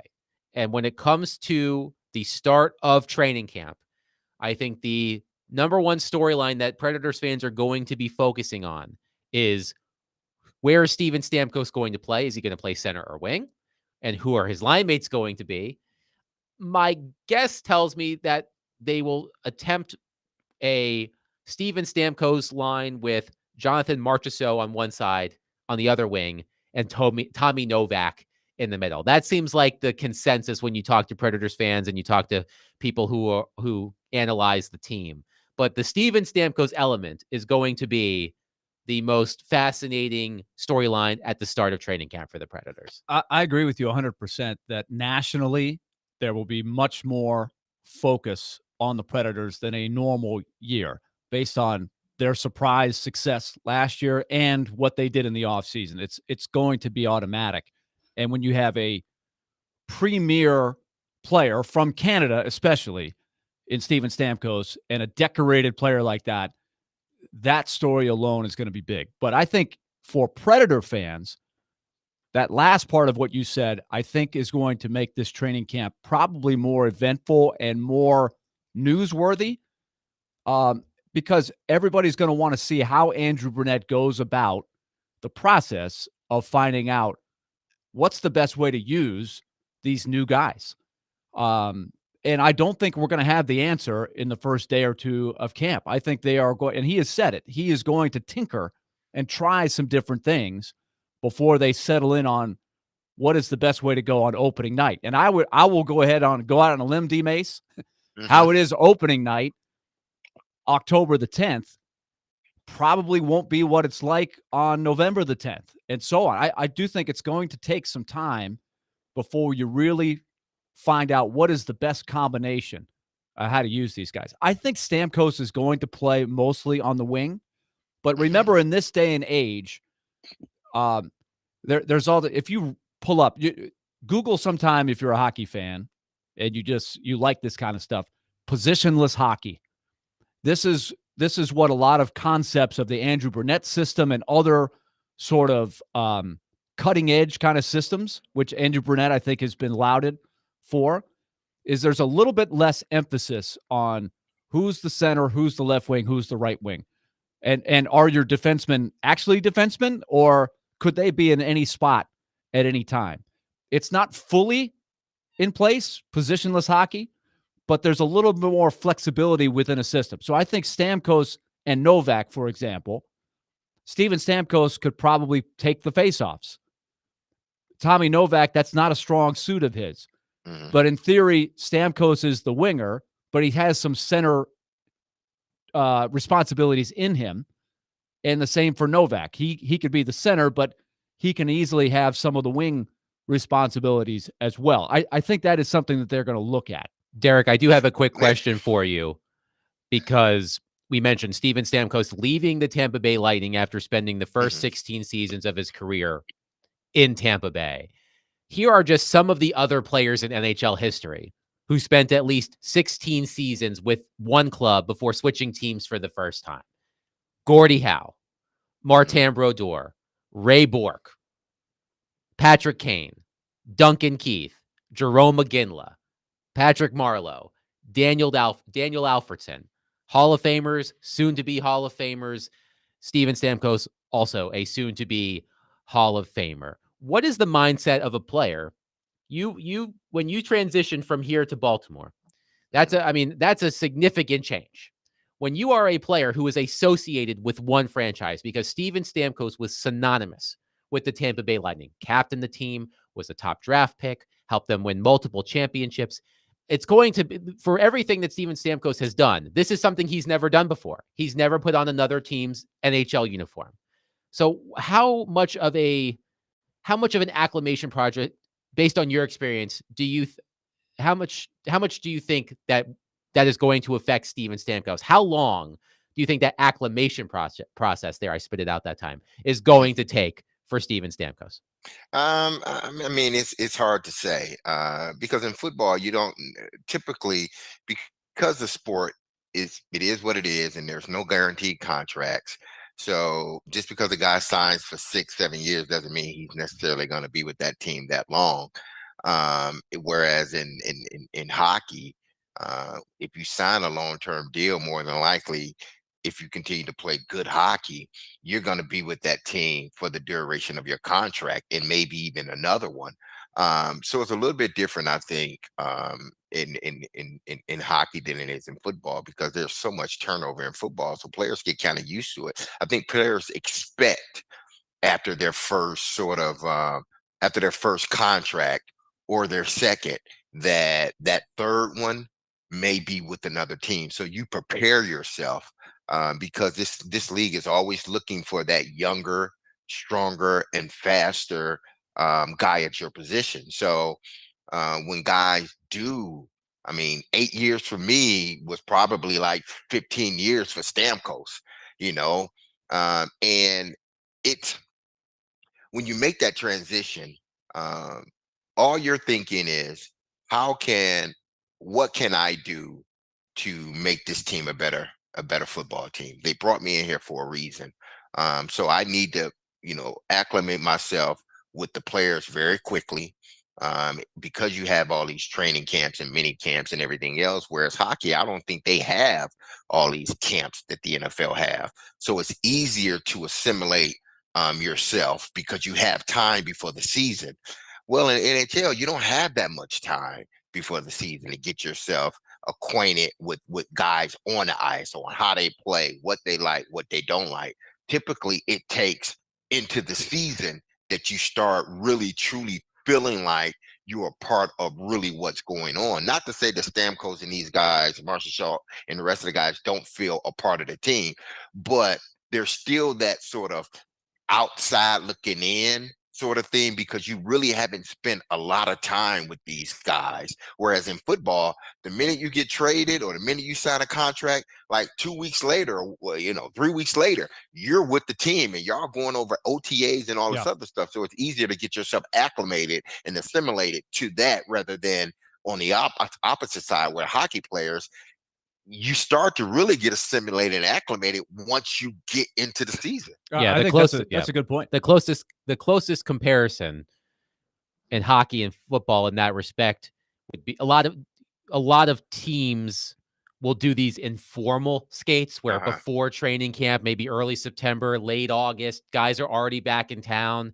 They can't be coached at that point, but 5, 6, 7, 8 guys, probably more, will get together at Centennial or Fordyce, and they'll practice amongst themselves. So, Stamkos might have been doing that for the past 2, 3, 4 weeks before the official start of training camp. But that is the closest thing to mini camp, because in hockey, it's just training camp. I don't think it's crazy to say it might take 20 to 25 games before they really settle in on where they really find out who matches well with the other. And I think they probably will will start with the line that was so good for them for 82 games last year: O'Reilly, Nyquist, Forsberg. One of the best lines in the NHL. I think it's safe to say they will start with that. And Gus Nyquist especially deserves to start. And regardless of how well Marchessault and Stamkos play together. But Adam, you've said it, right? It's probably something to look for. It's not it's a tough bet to say that they're going to be as good as they were last year, that trio. So it wouldn't be crazy to find out after, November 1st, December 1st, that they have broken up that line to a degree and they have found a better formula because of the depth. That absolutely could happen. It might be the best way for them to win. Every season is different. My biggest question right now about the Predators is, as you said, Gus Nyquist had 75 points last season. He had a career season at the age of 34. He was awesome. That he was just awesome. Rarely happens. Philip Forsberg had a fabulous season. Ryan O'Reilly was much more productive offensively than I anticipated, probably as a result of playing with Forsberg and Nyquist. They blended really well together. When you look at the sheer number of goals that the Predators scored when that line was on the ice at 5-on-5, they were one of the best lines in the NHL. I mean, they got a lot of playing time because there were concerns about the depth, but when they were on the ice, they made things happen. My question is, I'm not expecting Nyquist to have that type of season again. I'm not expecting Forsberg to have that type of season again. I'm not expecting O'Reilly to have that type of season again. There is going to be some statistical regression with those three players. The question I have is, particularly with Stamkos and Marchessault, can their offensive prowess mitigate that regression? Let's just say, I'm just throwing a number out there. Let's just say we count on 20 fewer goals from that top line over the course of the season. That's just a number I'm throwing out there. Is there enough from Stamkos, Marchessault, and others to mitigate that regression? That's the question I have, because Stamkos is a hell of a player. He was a 40-goal scorer last year. So was Marchessault. But with Stamkos, he was playing with the player that I voted number one on my ballot for the MVP in Nikita Kucherov, arguably the best passer in the NHL. He was playing with Braden Point, one of the top centers in the NHL at 5-on-5. And then he was playing with those players and Victor Hedman on the power play. So Steven Stamkos was boosted by playing with elite talent. Not saying there isn't elite talent on this roster, but nobody is confusing Tommy Novak with Braden Point. And nobody on this team has the playmaking prowess of Nikita Kucherov. Can Steven Stamkos still, even if he takes a step back because he's not playing with that level of talent, maybe he doesn't score 40 goals. Can we count on him for 30? Can we count on him for 35? That's the question I have, is what is is there a drop-off in production from Stamkos because the level of talent he's going to be playing with on a nightly basis, specifically at 5-on-5, is not going to be the same? I've thought about that a lot. And the way I have learned over the years not to pencil in how many goals each guy's going to score. It's a dangerous exercise, because if you're counting on this from each guy, it's probably not going to go that way, because one guy's going to get hurt, another guy's going to have 3 weeks where nothing goes in, but you hope that is balanced by somebody who you're not expecting to score as many goes on a little bit of a run, like Luke Evangelista, for example. Luke Evangelista is a good example of a guy who did take a big step forward last year, or even a guy like Colton Sissons, who you're not sure how many goals he's going to get, but maybe when you need it, especially early in the season, he was able to get a bunch of goals early, then he dropped off. So I look at it this way.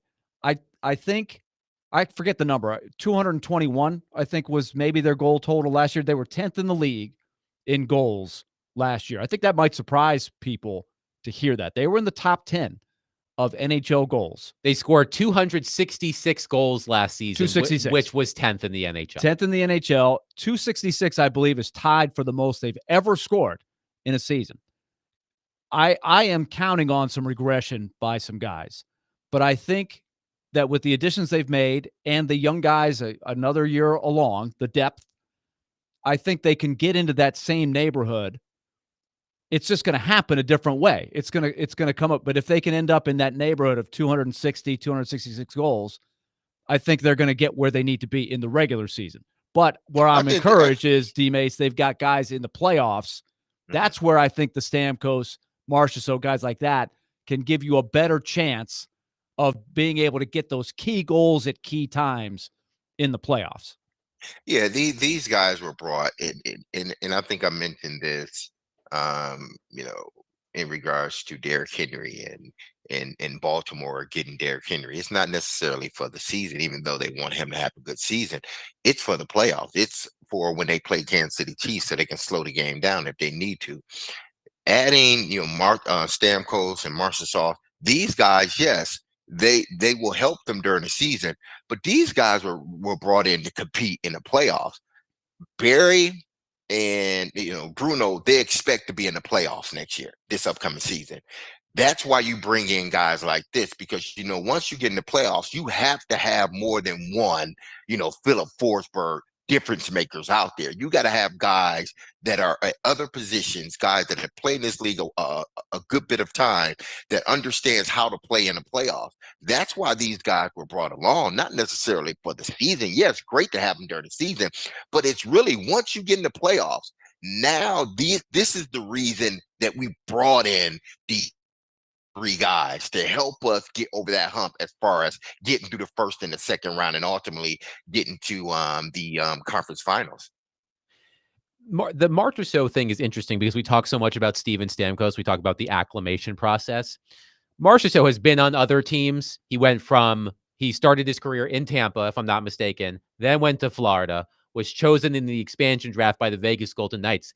He holds every franchise record of significance for the Vegas Golden Knights. He won a Conn Smythe Trophy. He helped them win the Stanley Cup. I don't think he expected to get to market. I think he's happy to be here. I'm not saying he's not happy to be here. I think Robbie and I and Paul Kaharski actually talked to Jonathan Marchessault shortly after he signed. Really, really good interview. But that's another aspect of it too. I mean, he is, like, in many ways, Marchessault is to the Golden Knights what Steven Stamkos was to the Tampa Bay Lightning. Yeah, just over a shorter period of time. Yes, only 7 years, but he was a major part of the growth of hockey in Las Vegas. Yeah. So I'm wondering about that as well. Money players. You're hoping that guys like that who are money players that have done it on the big stage can help you get over the hump. You just got to get there. But I think they feel like their depth is better than it has been before. They're young guys that were supposed to get a shot last year are a year older. Parsonen, Tomasino, Evangelista as headliners, but then there's that next wave that just participated in the rookie tournament where they won 2 out of 3. They're a year older. So I think that's the idea, that they got pretty fortunate last year with injuries. They may not be as fortunate this year, but they have ways to compensate to get into a playoff slot. And then at that point, that's when you need those money players to carry you through. So training. Go ahead, again, Derek. that's why you brought him in, because you feel you've put together, you had a playoff team prior to going to getting those guys because you were in the playoffs, but you brought them in because they're serial winners where in the playoffs. So you bring them in to not only get you through the season, but more importantly, once we get in the playoffs, this is really why I brought you guys in, because we didn't have enough of you guys once we entered into the playoffs in previous years. 615-737-1025. It's good to talk some hockey. Predators training camp. They get on the ice for the first time on Thursday morning at Ford Ice Center, Bellevue. All practices are free and open to the public. So if you have some time to sneak off and watch some Predators practice, they start on Thursday morning. Coming up next, Vanderbilt head football coach Clark Lee will join us for his weekly conversation. The Commodores coming off a tough 36-32 loss to Georgia State over the weekend. We'll get his thoughts on that next. Willie Donick, Derek Mason with Adam Vingan, 102.5, 106.3, The Game.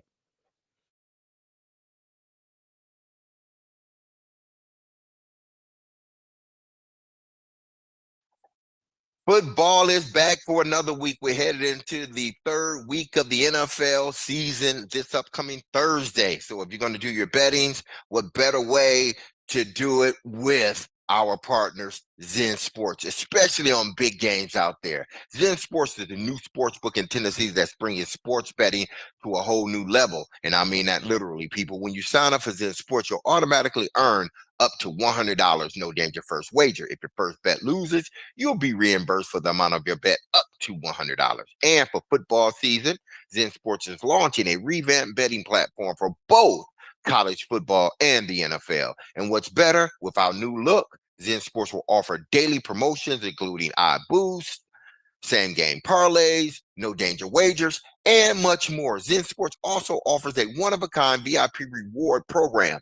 If you qualify, you'll earn monthly comps at sporting events, concerts, and even sport book bonuses. The VIP program is by invite only, so if you feel that your Zen Sports play qualifies for the VIP consideration, check out the program details and apply at zensports.com/VIP. So what are you waiting for, football fans? Start betting with Zen Sports, where you will receive true odds on all parlays and an enhanced user experience for all. Get going and download their app at zensports.com today. That's Zen Sports, where betting just got better. And remember, gambling problems, call 1-800-889-97. Terms and conditions apply. Must be 21 years or older to bet here in Tennessee.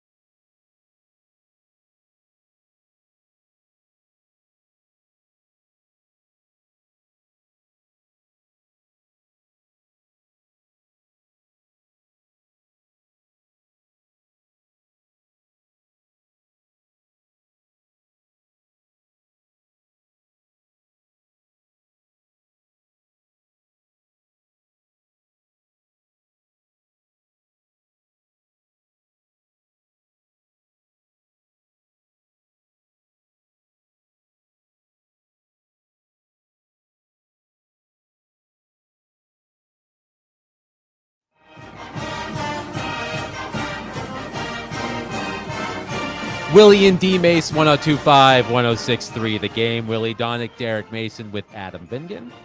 And joining us on our phone line, driven by WilsonCountyHyundai.com, is Vanderbilt head football coach Clark Lee. Clark, thanks for joining us. How are you today? I'm doing well. How are you guys doing? We're great. Thank you for asking. So your team suffered a tough loss over the weekend, 36-32 to Georgia State. Now that you are a few days removed, I'm sure you've absorbed all of the film. When you look back at Georgia State's game-winning touchdown drive, what went wrong on that drive for your team? Well, a few things. One, I think, I want to give credit to their quarterback. I mean, I thought he had a really nice game in general, and I think on that drive he outperformed our defense. He was able to make the full field reads. We generally do enough with our shell to force the quarterback to clutch the ball a little bit in those moments, and we kind of threw everything at him, and he was able to find the open space. We could have executed better and just contested that space a little better. And I mean, the margins in those moments are razor thin. It's a hook dropper rather than sinking and flipping his hips, playing forward on his toes and driving down. I mean, not to bore you with the details of it, but there are things on our end that we can clean up and get better at and want to play better in those moments. And then obviously the last play, just, I felt like we were in the incorrect alignment with the wrong leverage on a cut receiver to the field, and they made us pay for it. And credit to them. Again, they made the plays that we weren't able to make. And ultimately, I look at that and say, I've got to do a better job preparing the guys for those moments, but certainly have to give them credit first. To that point, Clark, you said something after the game that stood out to me. You said, quote, "We lacked discipline, particularly in our process off the field and everything leading up to training this week, and we paid a price for that." What were the issues with your process last week, and how have you gone about correcting them this week? Well, that was a statement about, the mentality of our team. And I think part of it is human nature. When you're, success can be as adversarial as, failure is. I mean, sometimes lack of success galvanizes you. But we have to be a team that's disciplined enough not to pay attention to the external noise, no matter what it's saying. And I think this week is an opportunity to recognize that, it can change instantaneously. What can't change is our process and our commitment to it and our consistency through it. But those things, that lack of discipline and that lack of consistency, I really didn't have a lot of issue with the physical work last week. I thought on the whole, when it came down to the practice, we were pretty professional about the way we practiced.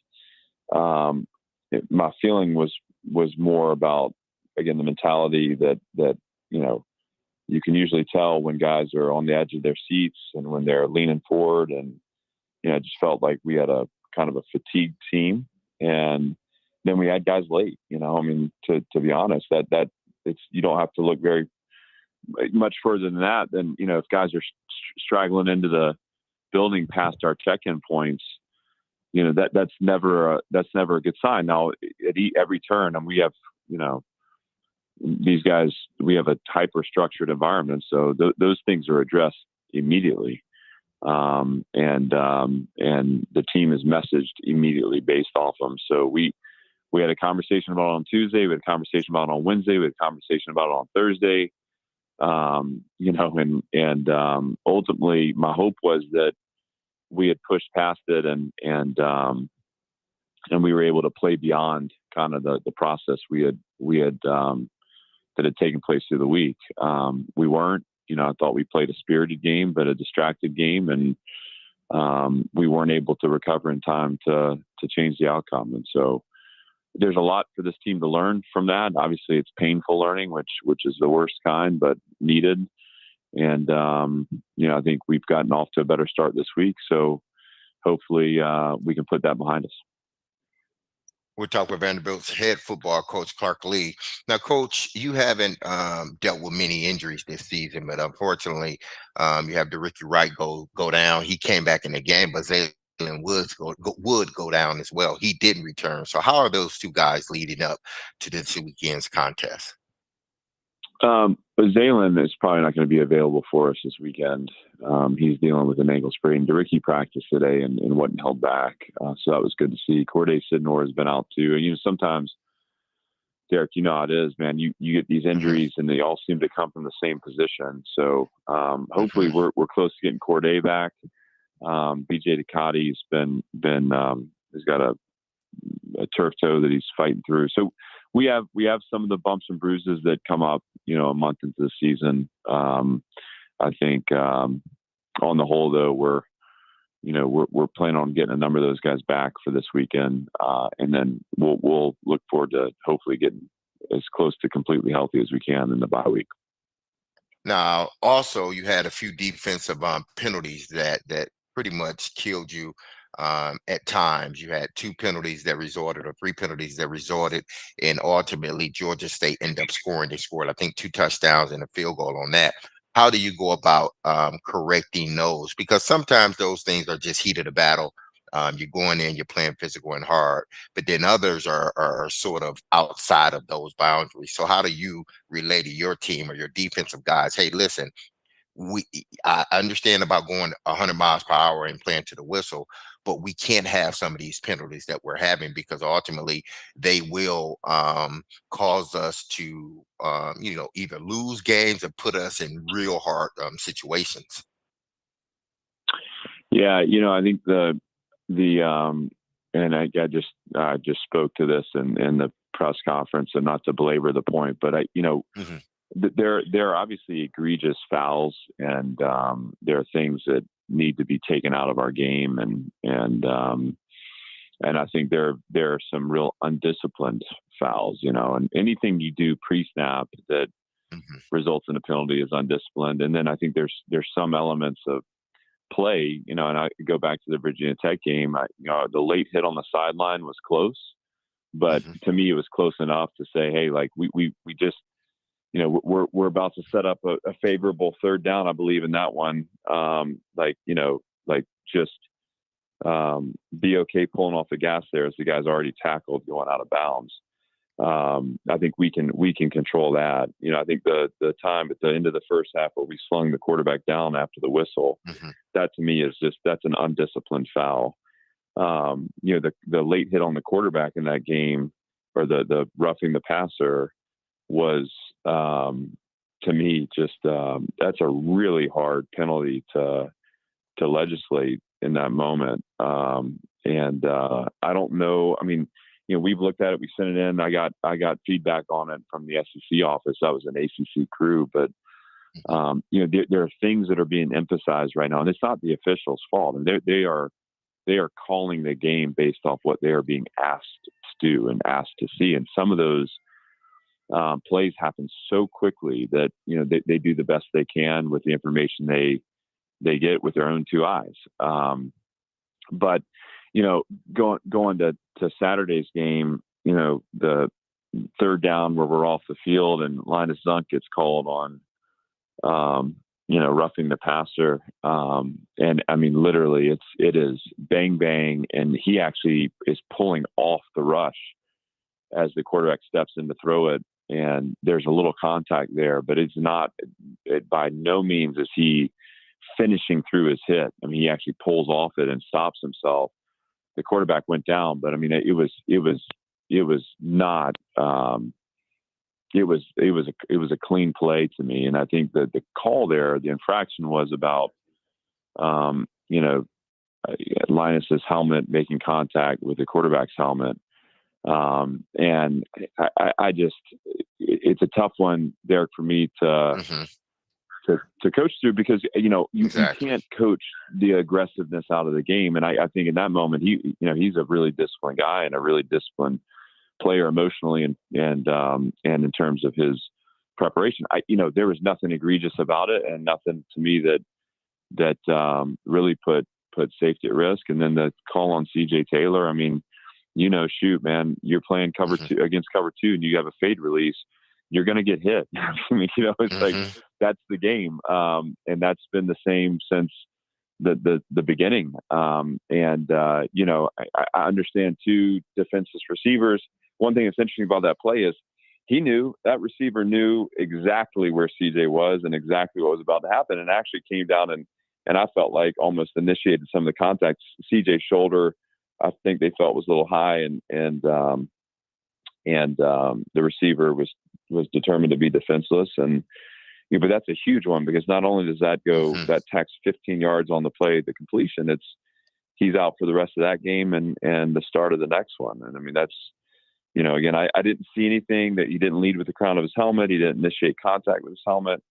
I thought it seemed to me like his shoulder made contact at shoulder level, shoulder to chest level. And yet, this is what they've emphasized and how they're seeing the infraction. So we have to adjust in subtle ways, but I also want these guys to play defense. And when you play defense, you have to be physical and you have to contest space. And I do not want to see egregious fouls, and I do not want to see undisciplined fouls, but I also want to coach a defense that's physical and tough, and that knows how to contest the space when they need to. Vanderbilt head football coach Clark Lee is with us. And Clark, one of the, I thought, key parts of the game was that Georgia State, even on drives that they didn't score on, they kept the ball a lot more than I know you would have liked. They've picked up a lot of key third downs, even in addition to the ones by penalty that we've talked about that were, ticky-tack or questionable calls. What do you, as you look and evaluate the defense, especially going into a tough task against Missouri, where can you correct some of that? A lot of it, well, first of all, again, credit to them and credit to their quarterback. He fit the ball into tight windows at times. I also think, again, when they're in college anyways, and I don't think this is true in the pro game. I mean, in the pro game, you're pretty much guaranteed to have 11 guys executing it on the same page, and quarterbacks that are quickly keying and diagnosing coverage. And, it's all, that game's all about the margins. In college, sometimes you can get away with, being a little deeper or being a little bit off your leverage point. But you get a good rush and you disrupt the timing of the throw, or the quarterback misdiagnoses the coverage or unsure what he's seeing. We try to be multiple enough to keep some element of post-snap read necessary for the quarterback. And to his credit, I mean, he never once flinched, or maybe only a couple times flinched. And anytime we gave up leverage, he took it. So the first third down, they completed a dig into bracket. It was a cut split dig, and our safety just didn't adjust his alignment inside and didn't tighten down. And they were able to break the bracket. It was a catch tackle, but I mean, you're talking about marginal success. That's what it is.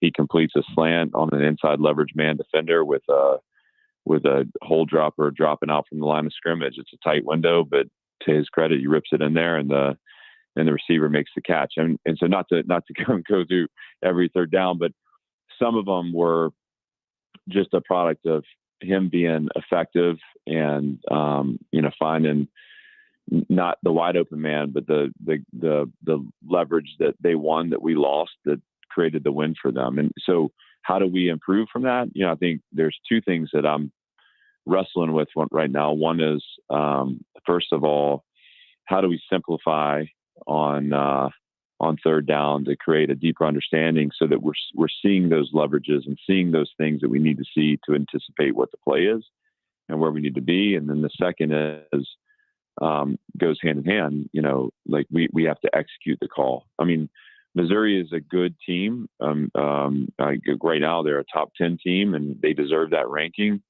And this is a really good offense with a really skilled quarterback. So we're not going to be perfect on third down. It's how do we force them to play left-handed? How do we take away the throws that they want based off formation? And, how do I best put our guys in position to have success? And that's what we're doing right now on our third down plan. Vanderbilt head football coach Clark Lee joining us as he does every Tuesday. Clark, thank you for joining us and good luck in Missouri. Thanks, guys. That was Clark Lee. The Vanderbilt Commodores are on the road at number 7 Missouri on Saturday afternoon. Kickoff at 3:15. 615-737-1025. We'll wrap up the show next. Willie Donick, Derek Mason with Adam Vingan, 1025-1063. The Game.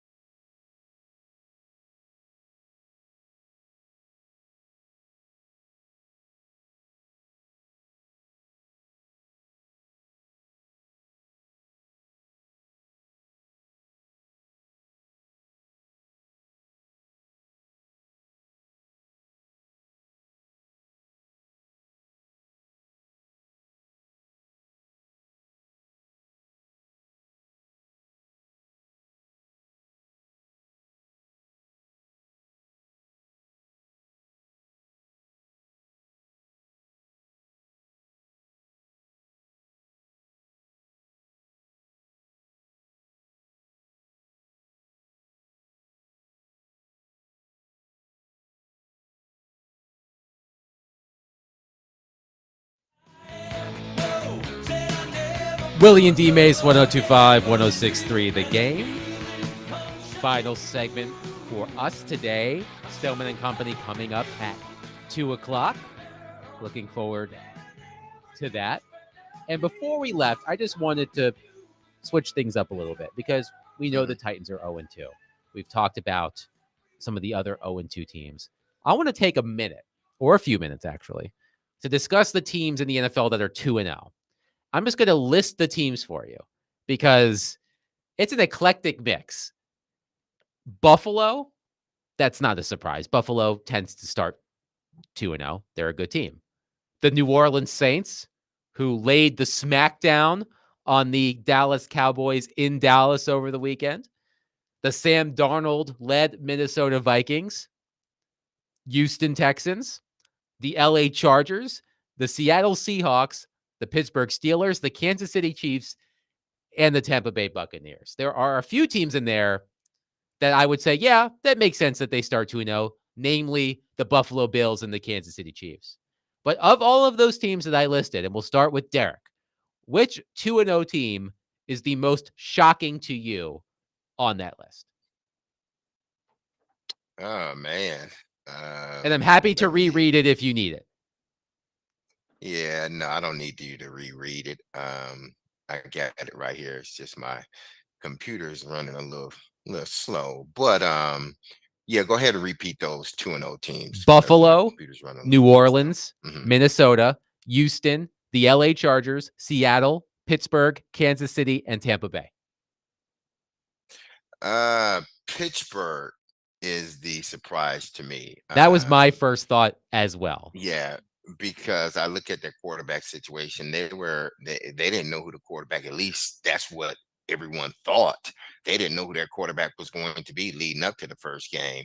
And then they go with Justin Fields. And he's played winning football for the most part. And that defense has done what they needed to do. They're running the ball effectively. They're making plays down the field when they need to. So even though it's a surprise to me, but why should I be surprised? It's Mike Tomlin. I mean, come on now. If anybody can take a team that many believe doesn't have a chance to make a playoffs or even compete for their division, Mike Tomlin is a guy that can do it. And Justin Fields, by the way, is expected to start again for the Steelers in place of Russell Wilson. They host the 2-0 Chargers on Sunday. So one of those undefeated teams will be undefeated no longer. Willie, which of those teams is most surprising to you? You know, I think I have to go with the Vikings only because, and there are a couple of things that go into it. It's, you know, did they soundly win the game? Did they have two really close games? How good are they supposed to be? And how good, and who did you get to play? Like, I do think Pittsburgh probably benefited a little bit from who they played. Atlanta and Denver. Yes. And Atlanta certainly showed last night that they're no slouch. They bounced back with a huge win last night.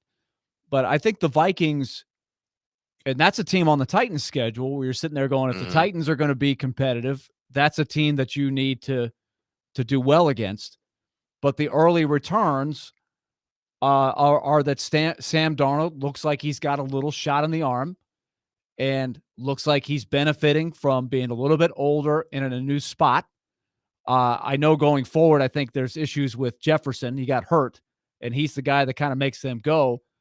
But for them to beat the 49ers, even though it was at home yesterday, that was surprising to me. Now, beating the Giants, probably not as surprising. My team that I picked. Let's remind everybody what Willie did as it relates to the Giants. I predicted Willie, the Titans. Ahead. I predicted that the Giants would make the wild card in the NFC. And then I doubled down in the first week of our Take It to the Bank and said that they would beat the Vikings. And Wrong. They got smoked by the Vikings in the first game and then came up short and had this stat. The Giants scored 3 touchdowns against Washington and did not allow a touchdown. And lost the game. Well, seven field goals and 3 missed extra points for the Giants. And they lost 30 possessions. You can win. That sound from The Price is Right is the That's Giants. what I was actually thinking as Willie was describing these statistics. Yeah. You score 3 touchdowns and don't give up a touchdown and lost. Hey, but when you allow the team to have as many possessions as Washington had, then you may not be giving up touchdowns, but you're giving up field goals. Those field goals add up. Enough touchdowns. Exactly, those field goals add up. So, I think you said it earlier, Willie. Just when you think everything is happening in the NFL, something else happens. If you think you've got it figured out, you do not. You don't have it figured out. So. That's the way of the NFL. That'll do it for us today. We'll be back tomorrow as we continue to look ahead to week 3 for the Titans against the Green Bay Packers. Stillman and Company coming up next. 102.5, 106.3 The Game. Be love on your people. Have a wonderful and blessed Tuesday. Peace, people.